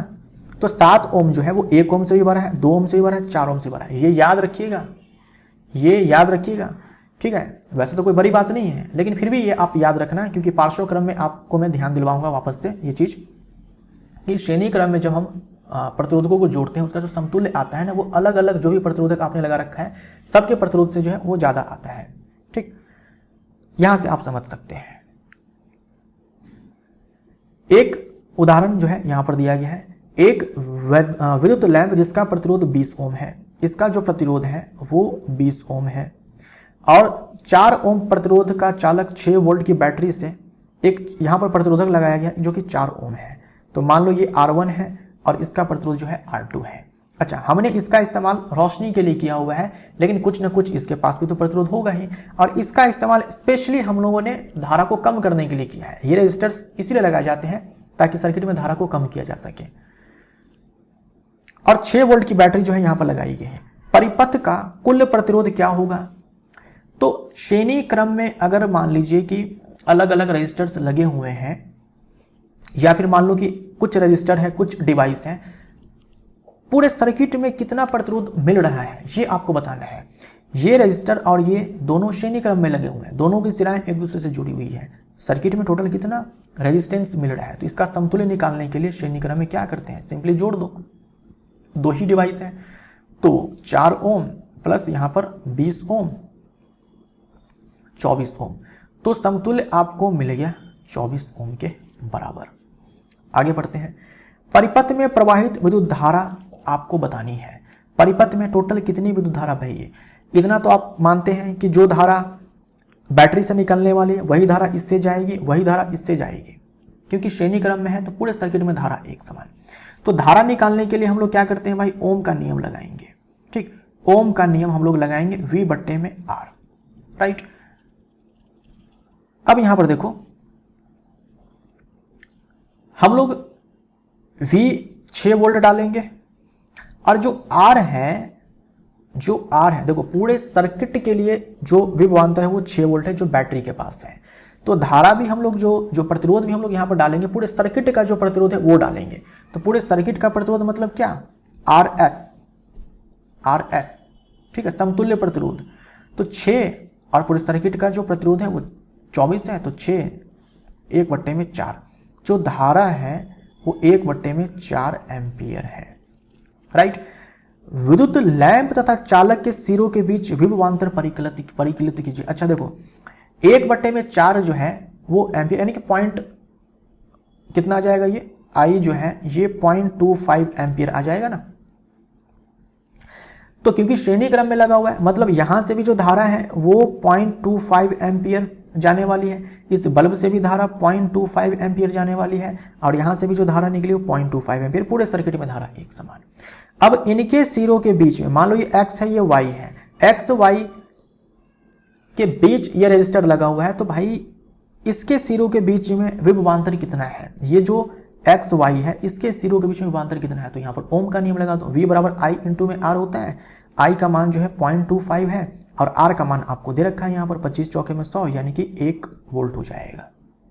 ठीक, यहाँ पर आ जाओ आप, यहाँ पर मान लीजिए कि इसकी जो सिराएं हैं, यहाँ मैं A B बोल देता हूँ, तो A B जो सिराएं हैं जिसके बीच में यह बल्ब है, इन सिराओं के बीच में विभवांतर क्या है, तो सिंपली यहाँ भी I इंटू में R, I तो भाई यहाँ भी सेम है और यहाँ पर R हो जाएगा 20, तो 25 दूने में 50 हो जाएगा, एक जीरो और डालेंगे, 2 अंक के बाद जो है यहाँ पर दशमलव आएगा तो 5 वोल्ट। अब यहाँ पर ध्यान से देखो, इनके सिरों के बीच में विभवांतर 1 वोल्ट, इनके सिरों के बीच में विभवांतर 5 वोल्ट। आपने क्या पढ़ा था, अगर मान लो कि आप क्या करते हैं, यहां पर मान लो कि P है और यहां पर आपने ले लिया Q, अगर आप यहां पर वोल्ट मीटर लगाते हैं पार्श्वक्रम में, तो पोटेंशियल डिफरेंस कितना आएगा, विभवांतर कितना आएगा, इन दोनों का जो अलग अलग है, इन दोनों के सिराओं के बीच में जो अलग अलग है उसके सम के बराबर। या फिर आप यहां पर देखो, इन दोनों को जोड़ो तो 6 वोल्ट मिलेगा, जो 6 वोल्ट क्या है, बैटरी के सिरों के बीच में विभवांतर है। तो मैंने आपको बताया था ना कि श्रेणी क्रम में अगर बैटरी के सिरों के बीच विभवांतर V है तो ये बट जाएगा अलग अलग प्रतिरोधकों के सिरों के बीच में। ठीक, तो जो 6 वोल्ट है इसमें से 1 वोल्ट किसको मिला, इसके सिराओं के बीच में, और 5 वोल्ट किसको मिला, इसके सिराओं के बीच में मिला है। ये सब आपको जो है अच्छे से याद रखना है, सोचना है। श्रेणी क्रम में धारा एक समान पूरे सर्किट में, जो विभवांतर है वो प्रतिरोधकों के हिसाब से बढ़ जाएगा। अच्छा, मान लो ये अलग अलग विभवांतर इसीलिए आया है क्योंकि दोनों का प्रतिरोध अलग अलग है। मान लीजिए कि दोनों का प्रतिरोध अगर एक समान होता तो विभवांतर दोनों को बराबर बराबर मिलता। ठीक, तो जो मैंने आपको समझाया वही चीज है। ठीक, जो समतुल्य आया वो 24 ओम है, करंट निकला 0.25, उसके बाद लैंप के सिरों के बीच वहां पर 5 वोल्ट मिला है, और यहां पर जो है प्रतिरोधक जो ये जो है रेजिस्टर जो है इसके सिरों के बीच में 1 वोल्ट मिला है। राइट, बस हो गया। अब आपसे कुछ प्रश्न पूछा गया है, किसी विद्युत परिपथ का व्यवस्था आरेख खींचिए जिसमें 2 वोल्ट के 3 सेलों की बैटरी, एक 5 ओम प्रतिरोधक, एक 8 ओम प्रतिरोधक, एक 12 ओम प्रतिरोधक तथा एक प्लग कुंजी सभी श्रेणी क्रम में संयोजित है। हमें एक सर्किट जो है बनाना है, हमें एक सर्किट बनाना है जिसमें 3 जो है आपको रेजिस्टर्स दिए गए हैं, श्रेणी क्रम में है तो सबको हम एक सिरा, 3 है तो पहले का सिरा दूसरे से, दूसरे का तीसरे से जोड़ेंगे, और आपसे कहा गया है कि प्लग कुंजी भी लगा दीजिए, एक प्लग कुंजी भी लगा दिए, और बोला है कि हमें 3 सेल लेने हैं 2-2 वोल्ट के, ये एक सेल, ये दूसरा सेल, ये तीसरा सेल। ठीक, और इसको जोड़ दिया, ये 5 ओम, ये 8 ओम, ये 12 ओम। अब देखो हमने 3 सेल लिया है, 3 सेल लिया है, सब 2-2 वोल्ट का है, तो टोटल 6 वोल्ट जो है मिलेगा, टोटल 6 वोल्ट मिलेगा। ठीक है ना, 2 वोल्ट 2 वोल्ट 2 वोल्ट, टोटल जो है 6 वोल्ट, टोटल 6 वोल्ट। बस हो गया, ये चीज आपको करना था। अब है प्रश्न 1 का, परिपथ दोबारा खींचिए तथा इसमें प्रतिरोधकों से प्रवाहित विद्युत धारा को मापने के लिए एमीटर तथा 12 ओम के प्रतिरोधकों के सिरों के बीच विभवांतर मापने के लिए वोल्ट मीटर लगाइए। एमीटर तथा वोल्ट मीटर का पाठ्यांक क्या होगा, बोल रखा है। एमीटर आपको लगाना है क्योंकि श्रेणी क्रम में है, तो हमें मालूम है कि पूरे सर्किट से धारा एक समान बहने वाली है, तो कहीं पर भी आप एमीटर लगा दो, धारा में कोई परिवर्तन नहीं आएगा। आप यहां चाहो तो लगा लो, यहां लगा लो, यहां लगा लो, यहां लगा लो, धारा एक समान जो है मिलने वाली है। लेकिन आपसे कहा गया है कि जो ये है ना 12 ओम का रेजिस्टर है, इसके सिरा के बीच में आप जो है वोल्ट मीटर लगाइए और बताइए कि इसका पाठ्यांक क्या है। कहने का मतलब आपको, मान लीजिए कि यहां पर x है और यहां पर y बिंदु है, x y यानी कि 12 ओम का जो रजिस्टर है इसके सिरों के बीच में विभवांतर क्या होगा, ये आपको बताना है। तो कुछ नहीं करना होता है, यहां पर मान लीजिए कि विभवांतर V1 है, ठीक है, V1 है तो I इंटू में R करेंगे, ओम का नियम लगाएंगे। I आपको निकालना होगा, R आपको दिया हुआ है। अब पूरे सर्किट में करंट कितना फ्लो हो रहा है, तो पूरे सर्किट में ओम का नियम लगाओ। सबसे पहले तो आप समतुल्य प्रतिरोध निकालो। चलो पूरे सर्किट में यहां से धारा जो है बैटरी से कितनी निकलेगी, तो I बराबर V बट्टे में R हो जाएगा। पूरे सर्किट में जो टोटल जो पोटेंशियल डिफरेंस है वो 6 वोल्ट है, राइट। और ये जो R है हम यहां पर समतुल्य प्रतिरोध लेंगे क्योंकि हमें पूरे सर्किट में धारा चाहिए। समतुल्य कैसे निकालेंगे, सिंपली श्रेणी क्रम में है तो जोड़ देंगे। 5 12 8 20 और 5 25, ये 25, ये आ गया एम्पियर। तो ये जो है लगभग 0.25 एम्पियर ही आएगा, इससे थोड़ा सा कम आएगा, इससे थोड़ा सा कम आएगा, ठीक। तो एमीटर का पाठ्यांक कितना आएगा, 0.25 एम्पियर आएगा। अब चाहिए हमें यहां पर इसके सिरों के बीच में विभवांतर कितना है, तो यहां पर I का मान हम लोग लिखेंगे, माना हमने यहां पर V1 है तो I का मान लिखेंगे 0.25 और R का मान जो हम लोग यहां पर 12 लेंगे, राइट। अब जो मान आएगा वही विभवांतर हो जाएगा, लगभग 3 वोल्ट, लगभग 3 वोल्ट के बराबर आएगा, इससे थोड़ा सा कम आएगा, ठीक। तो इस 6 वोल्ट में से जो है 3 वोल्ट तो जो है इसके सिराओं के बीच में है, बचा 3 वोल्ट। उस 3 वोल्ट में से जो है कुछ इसके पास जाएगा, कुछ इसके पास जाएगा। अब हम लोग पैरेलल कॉम्बिनेशन को देख लेते हैं। जब प्रतिरोधक पैरेलल कॉम्बिनेशन में लगे होते हैं, वैसे केस में हम लोगों ने जस्ट देखा अभी यहां पर कुछ इस प्रकार से है। अब यहां पर ध्यान से देखिए, ये धारा I जा रही है, यहां पर भी धारा I, ठीक, यहां पर भी धारा I। ये धारा अब देखो यहां पर जाकर के बट जाएगी, ये धारा यहां पर जाकर के बट जाएगी, है ना, देख रहे हो ना आप। यहां से धारा ऐसे चली, अब यहां से 3 रास्ते हो गए हैं धारा के, यानी कि बैटरी से जितनी धारा चली है वो धारा जो है बट जाने वाली है, अलग अलग प्रतिरोधकों से अलग अलग धारा जाने वाली। किससे ज्यादा धारा जाएगी भाई, जिसके रास्ते में कम रुकावट है ना। जिसका प्रतिरोध कम होगा वहां से धारा ज्यादा जाएगी, जिसका प्रतिरोध जो है वो ज्यादा होगा वहां से धारा कम जाएगी, और फिर यहां से धारा जो है वो सब मिलकर के निकलने वाली है I, ठीक। यहां पर देखो दिखाया गया है, यहां पर देखो धारा I1 है, I2 है, I3 है। जो धारा I बैटरी से निकल करके यहां पर आई ना, वही धारा जो है बट गई है, यानी ये जो I1 है, ये जो I2 है और ये जो I3 है, इन सारे को आप जोड़ेंगे, इन सारे को आप जोड़ेंगे तो ये I के बराबर मिलेगा आपको। धारा जो है यहां पर बट गई है, ठीक। अब देखो हम बात करते हैं ये पोटेंशियल डिफरेंस की। अगर आप ध्यान से देखो तो भाई तीनों के तीनों जो प्रतिरोधक हैं वो X और Y के बीच में ही कनेक्टेड है, X और Y के बीच में ही कनेक्टेड है। ये X Y तीनों के लिए फिक्स है, X और Y के बीच में ही कनेक्टेड है। यानी अगर हम वोल्ट मीटर को X और Y के बीच में लगाएंगे तो कुछ ना कुछ हमें विभवांतर मिलेगा। वही विभवांतर जो है सब के लिए कॉमन हो जाएगा, क्योंकि सबको तो आपने X और Y के बीच ही लगा रखा है, ठीक है। X और Y के बीच, X और Y ये जो 2 पॉइंट है, इसके बीच जो विभवांतर है वो है V, और इसी के बीच हमने इन सारे को लगा रखा है। इसका मतलब क्या हुआ, इसका मतलब ये हुआ कि इसको भी विभवांतर V मिला है, इसको भी विभवांतर V मिला है, इसको भी विभवांतर V मिला है, क्योंकि सबको तो X और Y के बीच में ही लगा रखा है ना, तो सबके लिए V कॉमन है। तो पैरेलल कॉम्बिनेशन में क्या हुआ, पैरेलल कॉम्बिनेशन में जो विभवांतर है वो सबके लिए सेम है। जितने भी आपके डिवाइस होते हैं ना, सबके लिए सेम है।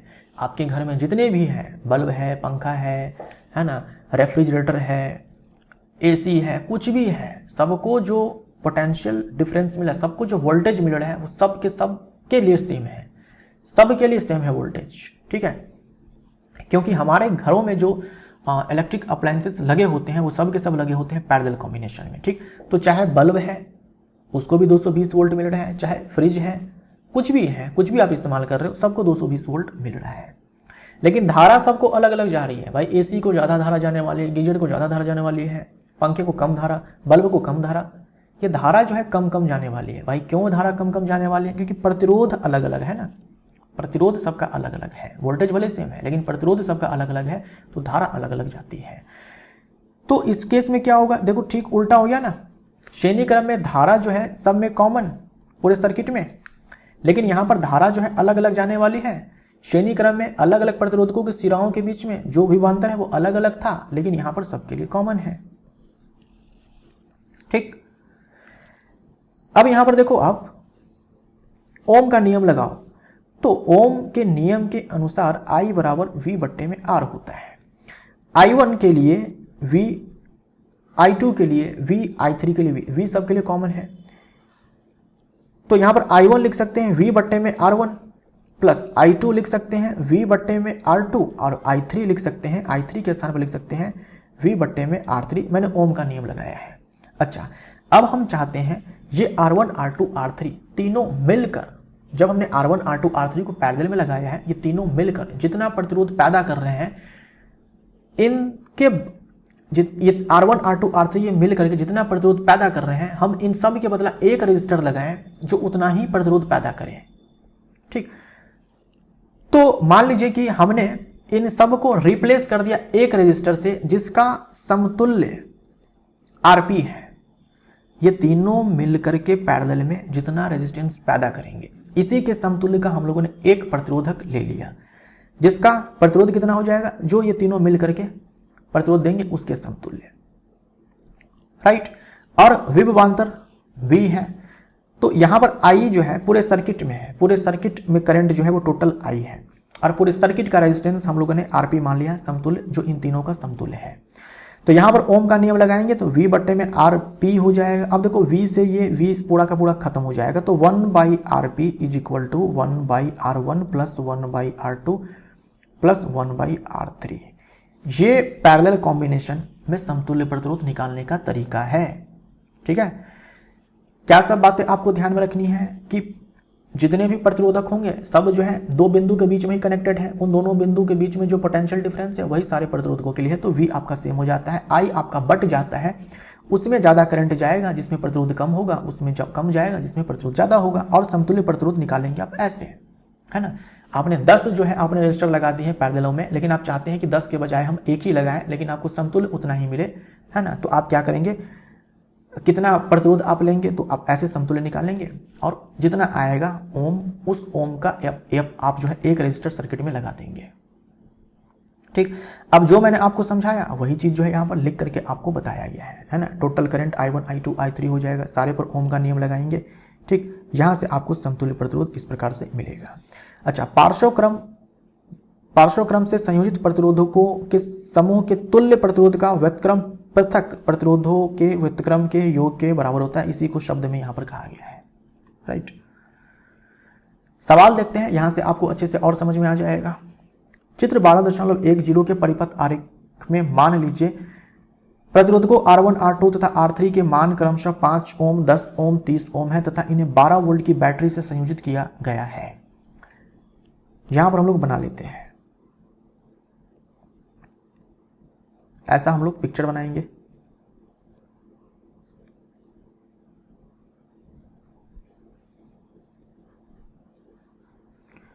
बारह वोल्ट की बैटरी है, ये 5 ओम,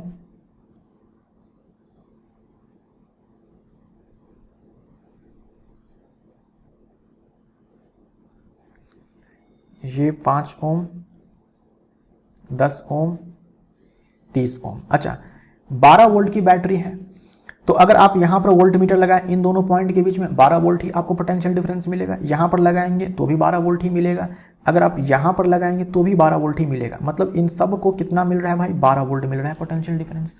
इसको भी 12 वोल्ट, इसको भी 12 वोल्ट, इसको भी 12 वोल्ट, क्योंकि एक्स वाई अगर मान लो ये दो पॉइंट है तो इन्हीं के बीच में जो है ये सारे कनेक्टेड है और इनके बीच में पोटेंशियल डिफरेंस 12 वोल्ट है। क्या कहा जा रहा है, प्रत्येक प्रतिरोधक से प्रवाहित विद्युत धारा, हम जानते हैं कि जब धारा यहां से चलेगी यहां तक आएगी, यहां तक आएगी, यहां के बाद बट जाने वाली है, यहां के बाद बट जाने वाली है, तो कितनी कितनी धारा सब में जाने वाली है। तो यहां पर धारा निकालने के लिए ओम का नियम लगाएंगे हम लोग, ओम का नियम हम लोग यहां पर लगाएंगे। प्रत्येक प्रतिरोधक से पूछा हुआ है, तो 5 ओम वाले से मान लो कि ये R1 है, ये R2 है और ये R3 है, तो R1 जो है ये 5 ओम है, यहां से कितनी धारा जाएगी, तो I बराबर V बट्टे में R हो जाएगा। V तो सबके लिए 12 है और यहाँ 5 ओम वाले के लिए यहाँ पर 5 डालेंगे तो इतना एम्पियर आ जाएगा। ठीक, ये मान लो I1 है, यहाँ से मान लो कि I2 धारा, ये I1 है, यहाँ से धारा I2 चली, तो I2 बराबर हो जाएगा V यहाँ भी 12 है और जो प्रतिरोध है वो 10 है, तो ये एम्पियर। I3 अगर हम लेंगे तो V 12 हो जाएगा और यहाँ पर प्रतिरोध जो है वो 30 है, तो इतना एम्पियर, सबसे इतनी धारा जो है आएगी। अच्छा, इन सारे को अगर आप जोड़ देते हो तो जो टोटल धारा बनेगी वही धारा बैटरी से चली होगी, राइट। परिपथ में प्रवाहित कुल विद्युत धारा कितनी है, तो इन सारे को जोड़ दो, इन सारे को जोड़ दो। परिपथ का कुल प्रतिरोध परिकलित कीजिए। अब देखो ये सारे के सारे जो है श्रेणी क्रम में, पार्श्व क्रम में लगे हुए हैं। श्रेणी क्रम में रहता तो सिंपली जोड़ देते, 5, 10, 30 ये सब जोड़ देते, लेकिन पार्श्व क्रम में है तो यहाँ पर हम लोग कैसे निकालेंगे, 1/Rp is equal to 1/R1 plus 1/R2 plus 1/R3। अच्छा, परिपथ में प्रवाहित तो कुल विद्युत धारा निकालने के लिए ऐसा नहीं करना है आपको कि अलग अलग धारा निकालेंगे सबको जोड़ेंगे, नहीं, ऐसा नहीं करना है। आपको सबसे पहले समतुल्य प्रतिरोध निकालना है। तो 1/R1 यानी कि 1/5 प्लस 1/10 प्लस 1/30, सबका एलसीएम 30 आ जाएगा। 5 × 30, 10 × 30, 30 × 30, 6 × 9 और 1 10 हो जाएगा। तो 10/30, यहाँ से देखो समतुल्य प्रतिरोध जो है वो आपको 3 ओम मिला है, 10 × 30 हो जाएगा। तो जो समतुल्य प्रतिरोध है वो 3 ओम हो जाएगा। यानी आप इन तीनों के बजाय, है ना, 5 ओम, 10 ओम, 30 ओम जो आपने पैरेलल में लगाया, इन तीनों के बजाय हम ये 3 अलग अलग रजिस्टर ना लेकर के हम केवल एक रजिस्टर सर्किट में 3 ओम का लगा देंगे, इन तीनों के बराबर काम करेगा। ये होता है समतुल्य का मतलब, कि हम 3 अलग अलग रजिस्टर पैरेलल में ना लगा करके हम लोग उसके समतुल्य का जो कि 3 ओम आ रहा है, बस 3 ओम का एक रजिस्टर लगा देंगे, हमारा काम बन जाएगा। तो बात कुछ यहां पर ये हो गई कि हमने एक रजिस्टर लिया जिसका रेजिस्टेंस जो है वो 3 ओम है और ये अब कनेक्टेड है 12 वोल्ट की बैटरी से। अब सर्किट में कितनी धारा बह रही है वो निकाल लो, वही सर्किट में टोटल धारा है। तो कैसे निकालेंगे, I बराबर V/R हो जाएगा। यहां हम R कौन सा लेंगे, ये लेंगे जो कि क्या है, RP है, ठीक। तो V जो है वो 12 है और RP का मान 3 आया है, यानी कि 4 एम्पियर। इन सारे को जोड़िए, आपको 4 एम्पियर ही मिलेगा। जोड़ करके देख लेते हैं, ठीक है, जोड़ करके देख लेते हैं। 12/5, 12/10, 12/30 है, राइट। तो सबका एलसीएम कितना आ जाएगा, 30 आ जाएगा।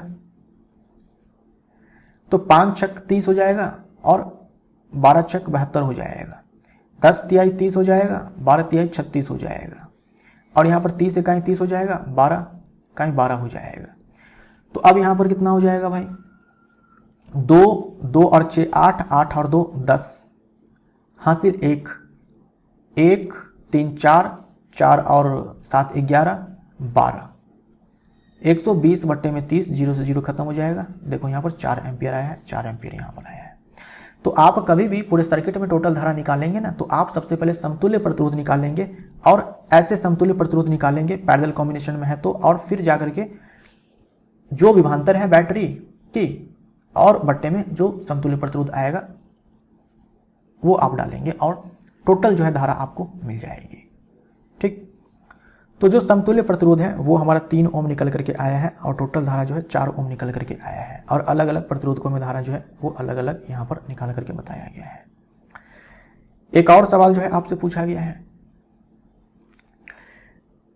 इस चित्र में देखो R1 10 ओम, R2 40 ओम, R3 30 ओम, R4 20 ओम, R5 60 ओम तथा प्रतिरोधकों के इस विन्यास को 12 वोल्ट से संयोजित किया जाता है। परिपथ में कुल प्रतिरोध तथा परिपथ में प्रवाहित कुल विद्युत धारा परिकलित कीजिए। कुल धारा निकालने के लिए पहले आपको समतुल्य प्रतिरोध चाहिए पूरे सर्किट में, ठीक। तो आप देखो यहाँ पर ये दोनों के दोनों जो रेजिस्टर्स हैं, क्या ये दोनों एक ही 2 बिंदु के बीच में कनेक्टेड है, एक्स वाई जो बिंदु है इसी के बीच में R1 है, इसी के बीच में R2 है। अब देखो जो R1 है वो तो 10 ओम है और जो R2 है वो 40 ओम है। इन दोनों का समतुल्य निकालिए। कभी भी 2 प्रतिरोधक मान लीजिए कि R1 R2 है, पैरेलल में लगे हुए हैं, तो इनका समतुल्य आप निकालेंगे इस वाले फॉर्मूले से, R1 R2/R1 प्लस R2। ये ऐसे ही आया है, इसी वाले रिलेशन से आया है, ठीक। R1 ये डायरेक्ट आप याद रखिए। तो इन दोनों का समतुल्य कितना आएगा, मान लीजिए कि हम इन दोनों के बजाय एक हम लोग रजिस्टर इस्तेमाल करना चाहते हैं यहाँ पर सर्किट में, एक रजिस्टर हम लोग इस्तेमाल करना चाहते हैं सर्किट में, तो हम लोग उसका रेजिस्टेंस क्या लेंगे, तो यहाँ पर हम लोग निकाल लेंगे। केवल इस दोनों का समतुल्य हम लोग यहाँ पर निकालने जा रहे हैं। तो 10 गुने में 40 बट्टे में 10 प्लस 40 हो जाएगा। यहाँ पर 400 हो जाएगा और बट्टे में यहाँ पर 40 और 10 50 हो जाएगा। 5 अट्ठे में 40 हो जाएगा। 8 ओम, यानी इन दोनों के बजाय हम लोग यहाँ पर 8 ओम का रजिस्टर लगा देंगे। अब यहाँ पर आ जाओ, यहाँ पर एमीटर दिया हुआ है, चलो एमीटर लगा दिया, ठीक है। अब देखो ये R3 R4 R5, मान लो यहाँ पर A है पॉइंट और यहाँ पर B है, तो ये सारे के सारे पॉइंट A और B के बीच में ही कनेक्टेड है, मतलब ये सारे के सारे पैरेलल कॉम्बिनेशन में लगे हुए हैं। अब हम चाहते हैं कि भाई इन तीनों के बजाय एक रजिस्टर हम लगाएं, तो इसका समतुल्य कैसे निकालेंगे, क्योंकि ये सारे के सारे श्रेणी क्रम में लगे हुए हैं। तो 1/RP ये फॉर्मूला केवल 2 के लिए है, जब 2 रजिस्टर पैरेलल में हो। अगर 2 से ज़्यादा है तो फिर हम ऐसे पूरा का पूरा फॉर्मूला जो है हम लोग लगाएंगे। 1/R1, यहाँ पर R3 R4 R5 है, तो यहाँ पर R3 R4 R5 कर देते हैं।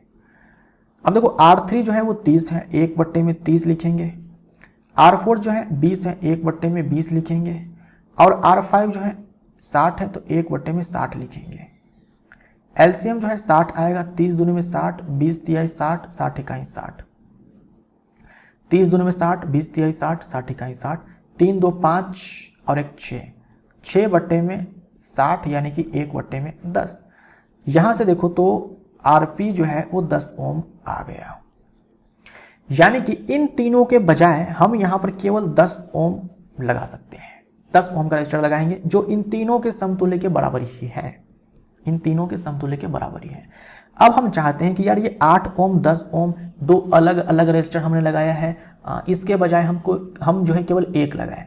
इन दोनों को भी हटा करके हम एक से रिप्लेस करना चाहते हैं, तो क्या करना होगा, जो हम एक रजिस्टर लेंगे उसका रेजिस्टेंस जो है इन दोनों के समतुल्य होना चाहिए। लेकिन इस बार ये दोनों के दोनों श्रेणी क्रम में लगे हुए हैं, पैरेलल कॉम्बिनेशन में नहीं है। ये दोनों के दोनों क्या श्रेणी क्रम में है, इसका एक सिरा इसके एक सिरे से ऐसे कनेक्टेड है, ठीक। तो श्रेणी क्रम में है तो हम लोग क्या करेंगे, सिंपली जोड़ देंगे। श्रेणी क्रम के लिए तो सिंपली हम लोग क्या करते हैं, RS = R1 + R2, ठीक। तो अब हम क्या करेंगे, एक सर्किट ऐसा लेंगे जिसमें हम लोग इन दोनों के बजाय कोई एक, इन दोनों को रिप्लेस कर देंगे एक रजिस्टर से जिसका रेजिस्टेंस इन दोनों के समतुल्य है। तो 10 और 8 18, हम लोग क्या करेंगे, एक 18 ओम का रजिस्टर लगाएंगे, ठीक। और यहां पर एमीटर हमने लगा दिया, राइट। ये हो गया क्या, इस पूरे देखो इतने 5 रजिस्टर्स हमने लगाए हैं, इन सारे को रिप्लेस कर देंगे केवल एक रजिस्टर से जिसका रेजिस्टेंस इन सब के समतुल्य होगा और वो है 18 ओम। तो जो समतुल्य प्रतिरोध आएगा इस पूरे सर्किट का वो कितना आएगा, 18 ओम आएगा। और ये 12 वोल्ट बैटरी है। अब हम क्या करेंगे, धारा निकाल लेते हैं, परिपथ में प्रवाहित कुल धारा निकालने के लिए क्या करेंगे, कुल जो प्रतिरोध है यानी जो टोटल जो समतुल्य प्रतिरोध है उसका हम लोग इस्तेमाल करेंगे। तो जो I बराबर है वो V बट्टे में R हो जाएगा। V का मान जो है ये 12 हो जाएगा और R जो है टोटल जो रेजिस्टेंस आया है समतुल्य हो जाएगा। तो यहाँ पर ये 18 हो गया, 3 चौक 12 3 चौक 18, ये आ गया।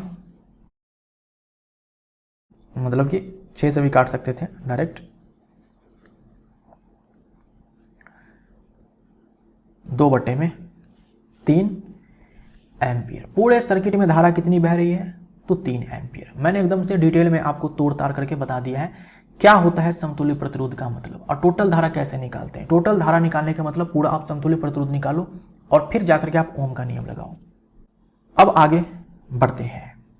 हमने देखा है कि किसी श्रेणीबद्ध विद्युत परिपथ में शुरू से अंत तक विद्युत धारा नियत रहती है, राइट। इस प्रकार स्पष्ट रूप से यह व्यवहारिक नहीं है कि हम किसी विद्युत परिपथ में विद्युत बल्ब तथा विद्युत हीटर को श्रेणी क्रम में संयोजित करें। इसका कारण यह है कि इन्हें उचित प्रकार से कार्य करने के लिए अत्यधिक भिन्न मानों की विद्युत धाराओं की आवश्यकता होती है। श्रेणीबद्ध परिपथ से एक प्रमुख हानि यह होती है कि जब परिपथ का एक अवयव कार्य करना बंद कर देता है तो परिपथ टूट जाता है और परिपथ का अन्य कोई अवयव कार्य नहीं कर पाता है। हमारे घरों में जितने भी आपके डिवाइसेस हैं, चाहे आप बल्ब ले लेते हो, पंखे ले लेते हो, है ना, रेफ्रिजरेटर है, गीजर है, एसी है, जो कुछ भी है, उन सारे को जो हम लोग कनेक्ट करते हैं वो पैरेलल कॉम्बिनेशन में होता है, श्रेणी क्रम में नहीं होता है। श्रेणी क्रम में क्यों नहीं होता है? देखो बड़ा ही आसान सा जो है इसका आंसर है। मान लीजिए कि आपने एक बल्ब जोड़ दिया, ठीक, आपने यहाँ पर जो है एक जो है आपने रेफ्रिजरेटर जोड़ दिया, और आपने यहाँ पर जो है मान लीजिए कि आपने यहाँ पर एक गीजर जोड़ दिया, आपने यहाँ पर एक जो है फैन जोड़ दिया, ठीक है, आपने यहाँ पर जो है फैन जोड़ दिया, और यहाँ पर सोर्स हो गया मान लीजिए कि 220 वोल्ट, राइट। अब देखो धारा जो है यहाँ से चलेगी, वो धारा आप ध्यान से देखिए भाई, इन सारे से एक समान धारा जाने वाली है। क्या ये उचित है? क्या बल्ब को जितनी धारा चाहिए, क्या रेफ्रिजरेटर को भी उतनी ही धारा चाहिए? भाई गीजर को जितनी धारा चाहिए, क्या पंखे को भी उतनी ही धारा चाहिए? ऐसा तो नहीं है। पंखे को चलाने के लिए कम धारा चाहिए, बल्ब को जलाने के लिए कम धारा चाहिए, लेकिन रेफ्रिजरेटर है, गीजर है, इन सबको चलाने के लिए ज़्यादा धारा चाहिए। तो ये बिल्कुल भी उचित नहीं है कि भाई अलग अलग डिवाइस को अलग अलग धारा चाहिए। और श्रेणी क्रम में दिक्कत ये है कि सबसे धारा एक जैसी जाने वाली है, सबसे धारा एक जैसी ही जाने वाली है, क्योंकि एक जैसी धारा जो है अलग अलग डिवाइस को नहीं चाहिए, किसी को ज़्यादा चाहिए, किसी को कम चाहिए। तो धारा बंटती किस में है? धारा बंटती किस में है? तो धारा बंटती है पैरेलल कॉम्बिनेशन में, है ना। धारा बंटती है पैरेलल कॉम्बिनेशन में, जितनी धारा जिसको चाहिए उधर धारा उतनी जाने वाली है, इस वाले में नहीं। तो ये उचित तरीका नहीं है। दूसरा, श्रेणी क्रम में अगर हम डिवाइस को लगाते हैं तो क्या होगा? मान लीजिए कि बल्ब जो है खराब हो गया, बल्ब अगर खराब हो गया मतलब अब धारा इससे आगे जाए, सर्किट टूट जाएगा। अगर सर्किट कहीं से भी ब्रेक हो जाए, कहीं से भी ब्रेक हो जाए, यहां से ब्रेक हो जाए, यहां से ब्रेक हो जाए, या फिर इसमें से कोई सा भी डिवाइस खराब हो जाए, तो धारा आगे नहीं जाएगी। मतलब एक डिवाइस खराब, आगे के सारे डिवाइस काम करना बंद कर देंगे। क्या फायदा? कोई फायदा नहीं है। तीसरा कारण आप ये बोल सकते हो कि जब हम श्रेणी क्रम में सारे डिवाइस को लगाते हैं तो पूरे सर्किट का जो रेजिस्टेंस है वो बहुत ज्यादा हो जाता है। इसका कुछ ना कुछ प्रतिरोध है, इसका प्रतिरोध, इसका प्रतिरोध, इसका प्रतिरोध, सबका प्रतिरोध जुड़ जाएगा। सबका प्रतिरोध जो जुड़ जाएगा तो समतुल्य प्रतिरोध पूरे सर्किट का बहुत ज्यादा हो जाएगा, तो धारा वैसे में कम बहेगी। ये 3 कारण मुख्य रूप से। आपने त्योहारों, विवाह उत्सवों आदि पर भवनों की सजावट में बल्बों की सजावटी लड़ियां का उपयोग होते देखा है, तो आपने बिजली मिस्त्री को परिपथ में खराब वाले स्थान को ढूंढने में काफी समय खर्च करते हुए देखा होगा कि कैसे वह फ्यूज बल्ब को ढूंढने में सभी बल्बों की जांच करता है, खराब बल्ब को बदलता है। क्योंकि जो लड़ियां जो होती है उसमें जो बल्ब लगे होते हैं वो सारे के सारे जो श्रेणी क्रम में लगे होते हैं, तो एक बल्ब फ्यूज हो गया तो सर्किट टूट गया। तो वैसे में जो बिजली मिस्त्री होते हैं वो क्या करते हैं कि भाई सारे बल्ब को चेक करते हैं कि कहां पर खराबी है, ढूंढते हैं वो कि फ्यूज बल्ब कौन है ताकि उसको रिप्लेस कर सके। इसके विपरीत पार्श्व क्रम परिपथ में विद्युत धारा विभिन्न वैद्युत साधित्रों में विभाजित हो जाती है। अलग अलग डिवाइस में धारा जो है वो अलग अलग जाएगी प्रतिरोधकों के हिसाब से, प्रतिरोध के हिसाब से। जिधर ज़्यादा प्रतिरोध मिलेगा वहाँ धारा कम जाएगी, जिधर कम मिलेगा उधर ज़्यादा जाएगी। भाई रेफ्रिजरेटर है, गीजर है, इधर धारा अधिक जाएगी, और जो बल्ब है, फैन है, इधर धारा कम जाएगी। लेकिन सबको जब सबको जो है वोल्टेज जो है वो समान ही मिलेगा। इस वाले में एक दिक्कत और है, इस वाले में एक दिक्कत और है। 220 वोल्ट हमने स्रोत तो दिया है, लेकिन इसको कुछ और मिलेगा, इसको कुछ और मिलेगा, इसको कुछ और मिलेगा, इसको कुछ और मिलेगा। जबकि श्रेणी क्रम में ऐसा, जबकि पार्श्व क्रम में ऐसा नहीं है। जितने भी बल्ब है, फैन है, सबको वोल्टेज एक समान, सबको वोल्टेज एक समान, लेकिन धारा सबको अलग अलग मिलने वाली है क्योंकि सबका प्रतिरोध अलग अलग होता है। साथ में एक चीज और इंटरेस्टिंग चीज ये है कि जैसे मान लीजिए कि आपने 1 ओम, 4 ओम, है ना, 7 ओम, है ना, मैंने एग्जाम्पल के तौर पर 3 लिए हैं। इन सारे को अगर आप लगाते हो पैरेलल कॉम्बिनेशन में तो जो इसका समतुल्य निकल करके आएगा, इसमें जो सबसे छोटा होगा उससे भी छोटा आएगा। इसका मतलब क्या हुआ कि पैरेलल कॉम्बिनेशन में जो हम डिवाइस लगाते हैं तो उन सारे का जो टोटल समतुल्य जो प्रतिरोध निकल करके आता है वो बहुत कम हो जाता है। बहुत कम हो जाएगा तो धारा बहने में आसानी होती है ना। सर्किट का जो रेजिस्टेंस है वो कम हो जाता है। तो पार्श्व परिपथ में कुल प्रतिरोध जो है घटता है। है ना, प्रतिरोध घटेगा तो धारा जो है आसानी से बहेगी। यह विशेष रूप से तब अधिक सहायक होता है जब साधित्रों के प्रतिरोध भिन्न भिन्न होते हैं। भिन्न भिन्न होते हैं, भिन्न भिन्न होंगे, अलग अलग होंगे, तभी तो अलग अलग प्रतिरोध जो है अलग अलग जो है भिन्न भिन्न होते हैं, तभी तो अलग अलग धारा जो है जाएगी। मान लीजिए कि रेफ्रिजरेटर है और बल्ब है, भाई दोनों समान ही रेजिस्टेंस प्रोवाइड कर रहे हैं तो दोनों में धारा जो है एक समान जाएगी, लेकिन ऐसा होता नहीं है ना। तो जो अलग अलग साधित्र होते हैं, अलग अलग जो डिवाइस होते हैं, उनका जो रेजिस्टेंस है वो अलग अलग होता है और अलग उचित तरीके से कार्य करने के लिए उनको धारा जो है अलग अलग आवश्यकता होती है। तो प्रतिरोध के हिसाब से धारा जो है वो बट जाती है। तो ये चीज आप ध्यान में रखिएगा कि मान लीजिए कि R1 है, R2 है और R3 है, R4 है, दिल करे तो और ले लो आप। इन सारे का जो समतुल्य आएगा पार्श्व क्रम में लगाने के बाद वो R1 से भी छोटा होगा, R2 से भी छोटा होगा, R3 से भी छोटा होगा, R4 से भी छोटा होगा। राइट। अब आपसे कुछ प्रश्न पूछा गया है। जब 1 ओम तथा 10 पे पावर 6 ओम, दूसरा सवाल है इसी का, 1 ओम 10 पे पावर 3 ओम और 10 पे पावर 6 ओम के प्रतिरोध पार्श्व क्रम में संयोजित किए जाते हैं तो इनके तुल्य प्रतिरोध के संबंध में आप क्या निर्णय करेंगे? ये पहला सवाल है। इसमें दे रखा है आपको कि 1 ओम है और 10 पे पावर 6 ओम है। भाई इन दोनों का अगर आप समतुल्य प्रतिरोध निकालने के लिए बैठेंगे तो जो समतुल्य प्रतिरोध आएगा ना वो 1 ओम से भी छोटा आएगा। देखो ये कमाल की बात है ना। मान लीजिए कि आपके पास दो डिवाइस हैं, 1 ओम का, 10 पे पावर 6 ओम का। उन दोनों को जब आप सर्किट में जोड़ेंगे पार्श्व क्रम में तो पूरे सर्किट का जो प्रतिरोध आएगा ना, पूरे सर्किट का जो प्रतिरोध आएगा वो 1 ओम से भी छोटा आएगा। तो आपके पास एक ऐसा डिवाइस है जिसका रेजिस्टेंस बहुत ज्यादा है, लेकिन फिर भी सर्किट में पार्श्व क्रम में जोड़ने पर पूरे सर्किट का जो रेजिस्टेंस है वो 1 ओम से भी छोटा हो जाएगा। तो यही चीज मैंने आपको यहां पर समझाया था। अलग अलग जो प्रतिरोध होगा ना उसमें जो सबसे छोटा प्रतिरोध होगा उससे भी छोटा आपको रेजिस्टेंस मिलेगा।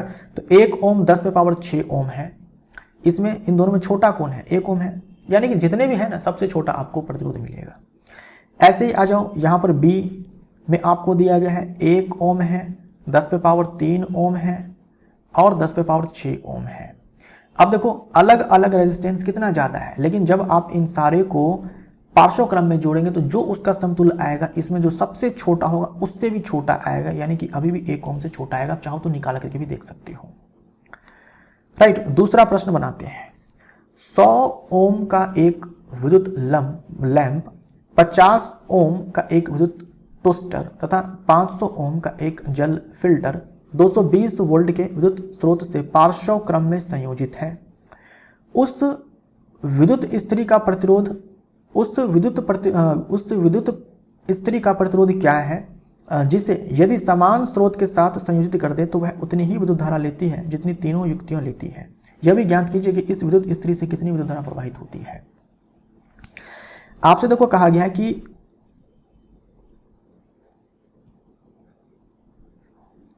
अलग अलग डिवाइस जो है लगाया गया है 220 वोल्ट सोर्स से। एक बल्ब लैंप लगाया गया है 100 ओम का, तो हमने लैंप नहीं बनाया है, केवल हमने जो इसका रेजिस्टेंस है उसके बराबर का रेजिस्टर हम लोगों ने ले लिया है। ठीक है, 100 ओम। फिर एक विद्युत टोस्टर है, तो टोस्टर का पिक्चर तो बनाएंगे नहीं, जितना रेजिस्टेंस प्रोवाइड कर रहा है उतना हम ले लेंगे। तो 50 ओम का एक विद्युत टोस्टर है तो 50 ओम ले लिया। अच्छा, पार्श्व क्रम में लगाया गया है ना, पार्श्व क्रम में लगाया गया है,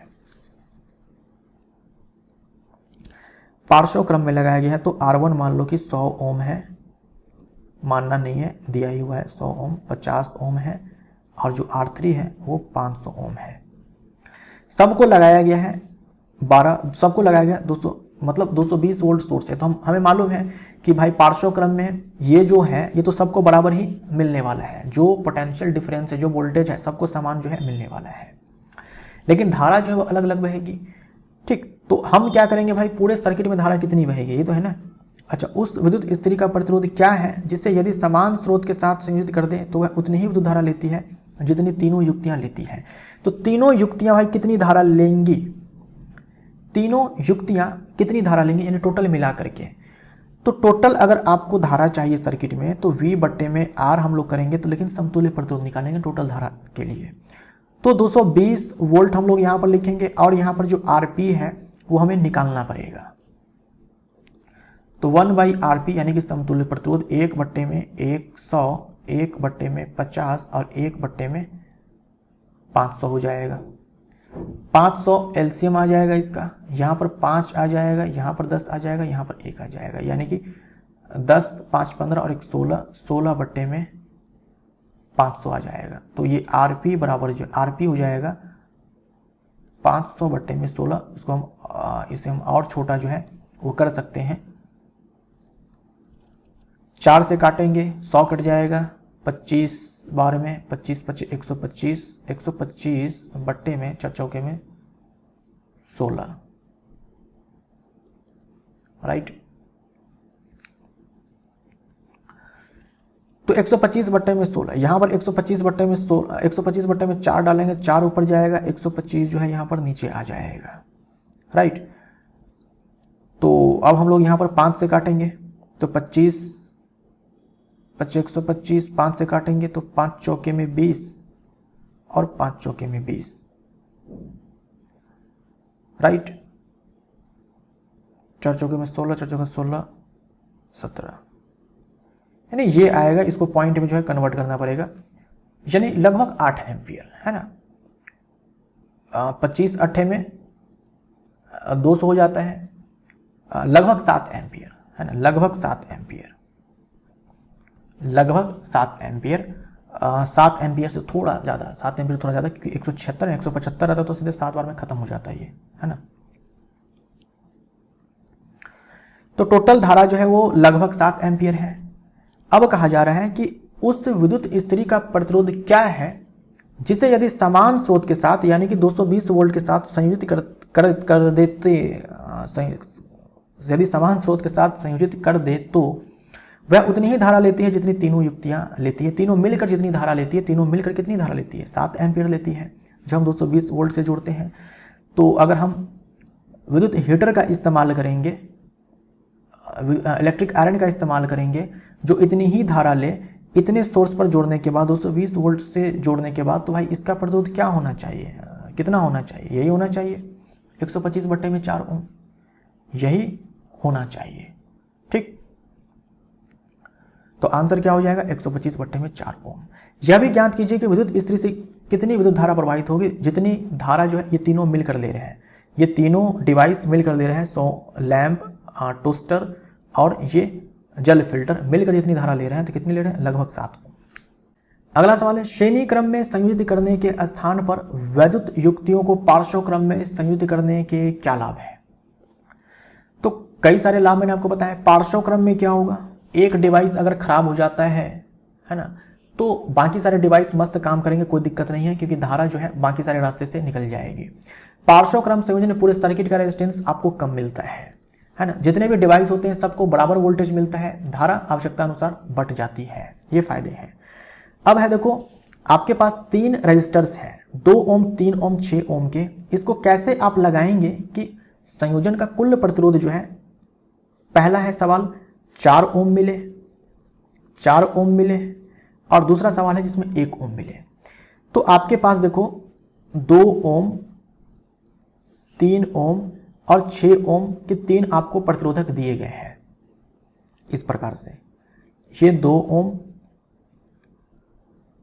ये 3 ओम और ये आपको मिल गया 6 ओम। कैसे आप लगाएंगे कि संयोजन का कुल प्रतिरोध जो है 4 ओम आएगा? देखो, इतनी बात तो हमें समझ में आ रही है कि 2 ओम, 3 ओम, 6 ओम, इन सबको श्रेणी क्रम में तो नहीं लगाएंगे। श्रेणी क्रम में लगाएंगे तो 2, 3, 5 और 6, 11, टोटल 11 ओम आएगा। इन सबको श्रेणी क्रम में नहीं लगाएंगे। अच्छा, क्या सबको हम लोग पैरेलल में लगाकर देखें? अगर हम पैरेलल में लगाकर देखेंगे तो हमें मालूम है पैरेलल कॉम्बिनेशन में जो हम समतुल्य प्रतिरोध निकालते हैं तो जो आता है वो सबसे छोटे का छोटा आता है। सबसे छोटा कौन है? 2 ओम है, तो 2 ओम से भी छोटा आएगा, यानी 1 ओम संभव है, जो इसमें दिया हुआ है ना, ये संभव हो सकता है, लेकिन 4 ओम तो नहीं आएगा। यानी कुछ को हम लोग लगाएंगे पैरेलल में, कुछ को लगाएंगे श्रेणी क्रम में। तो हम लोग क्या करेंगे, कॉम्बिनेशन बैठाकर देखेंगे। पहले 2 ओम, 3 ओम को पैरेलल में लगाएंगे और उसके साथ इसको श्रेणी में लगाएंगे। तो 2 3 का अगर हम पैरेलल निकालेंगे तो 2 गुने में 3 बट्टे में 2 + 3 आएगा, है ना, R1 R2 by R1 + R2 से, और इसके साथ इसको श्रेणी में लगाएंगे तो आंसर नहीं आएगा। अच्छा, 2 और 6 को अगर हम लगाते हैं पैरेलल में और उसके साथ 3 को लगाते हैं श्रेणी क्रम में तो भी आंसर नहीं आएगा। अब 3 और 6 को लगाते हैं पैरेलल में और उसके साथ हम लोग 2 को जोड़ते हैं श्रेणी क्रम में तो आ जाएगा, है ना। ये 6 और 3 9 हो जाएगा, 9 से 18 ये कटेगा 2 बार में, तो यहाँ पर 4 ओम मिल जाएगा आपको। ठीक, तो हम लोग क्या करेंगे, इसमें 3 ओम 6 ओम को लगाएंगे पैरेलल में। यहाँ पर देख लो आप, कुछ ऐसे,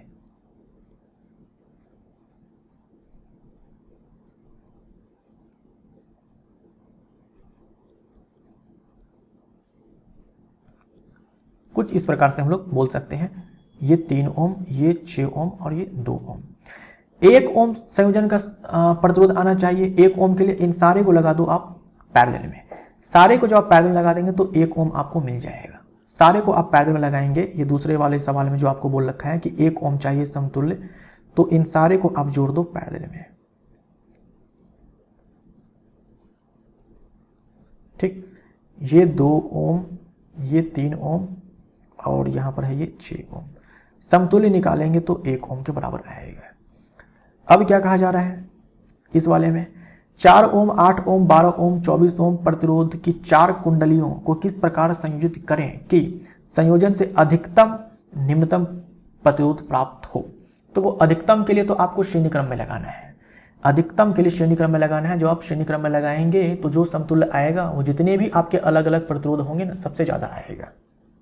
और निम्नतम के लिए क्या करेंगे, आप सबको लगाएंगे पैरेलल में।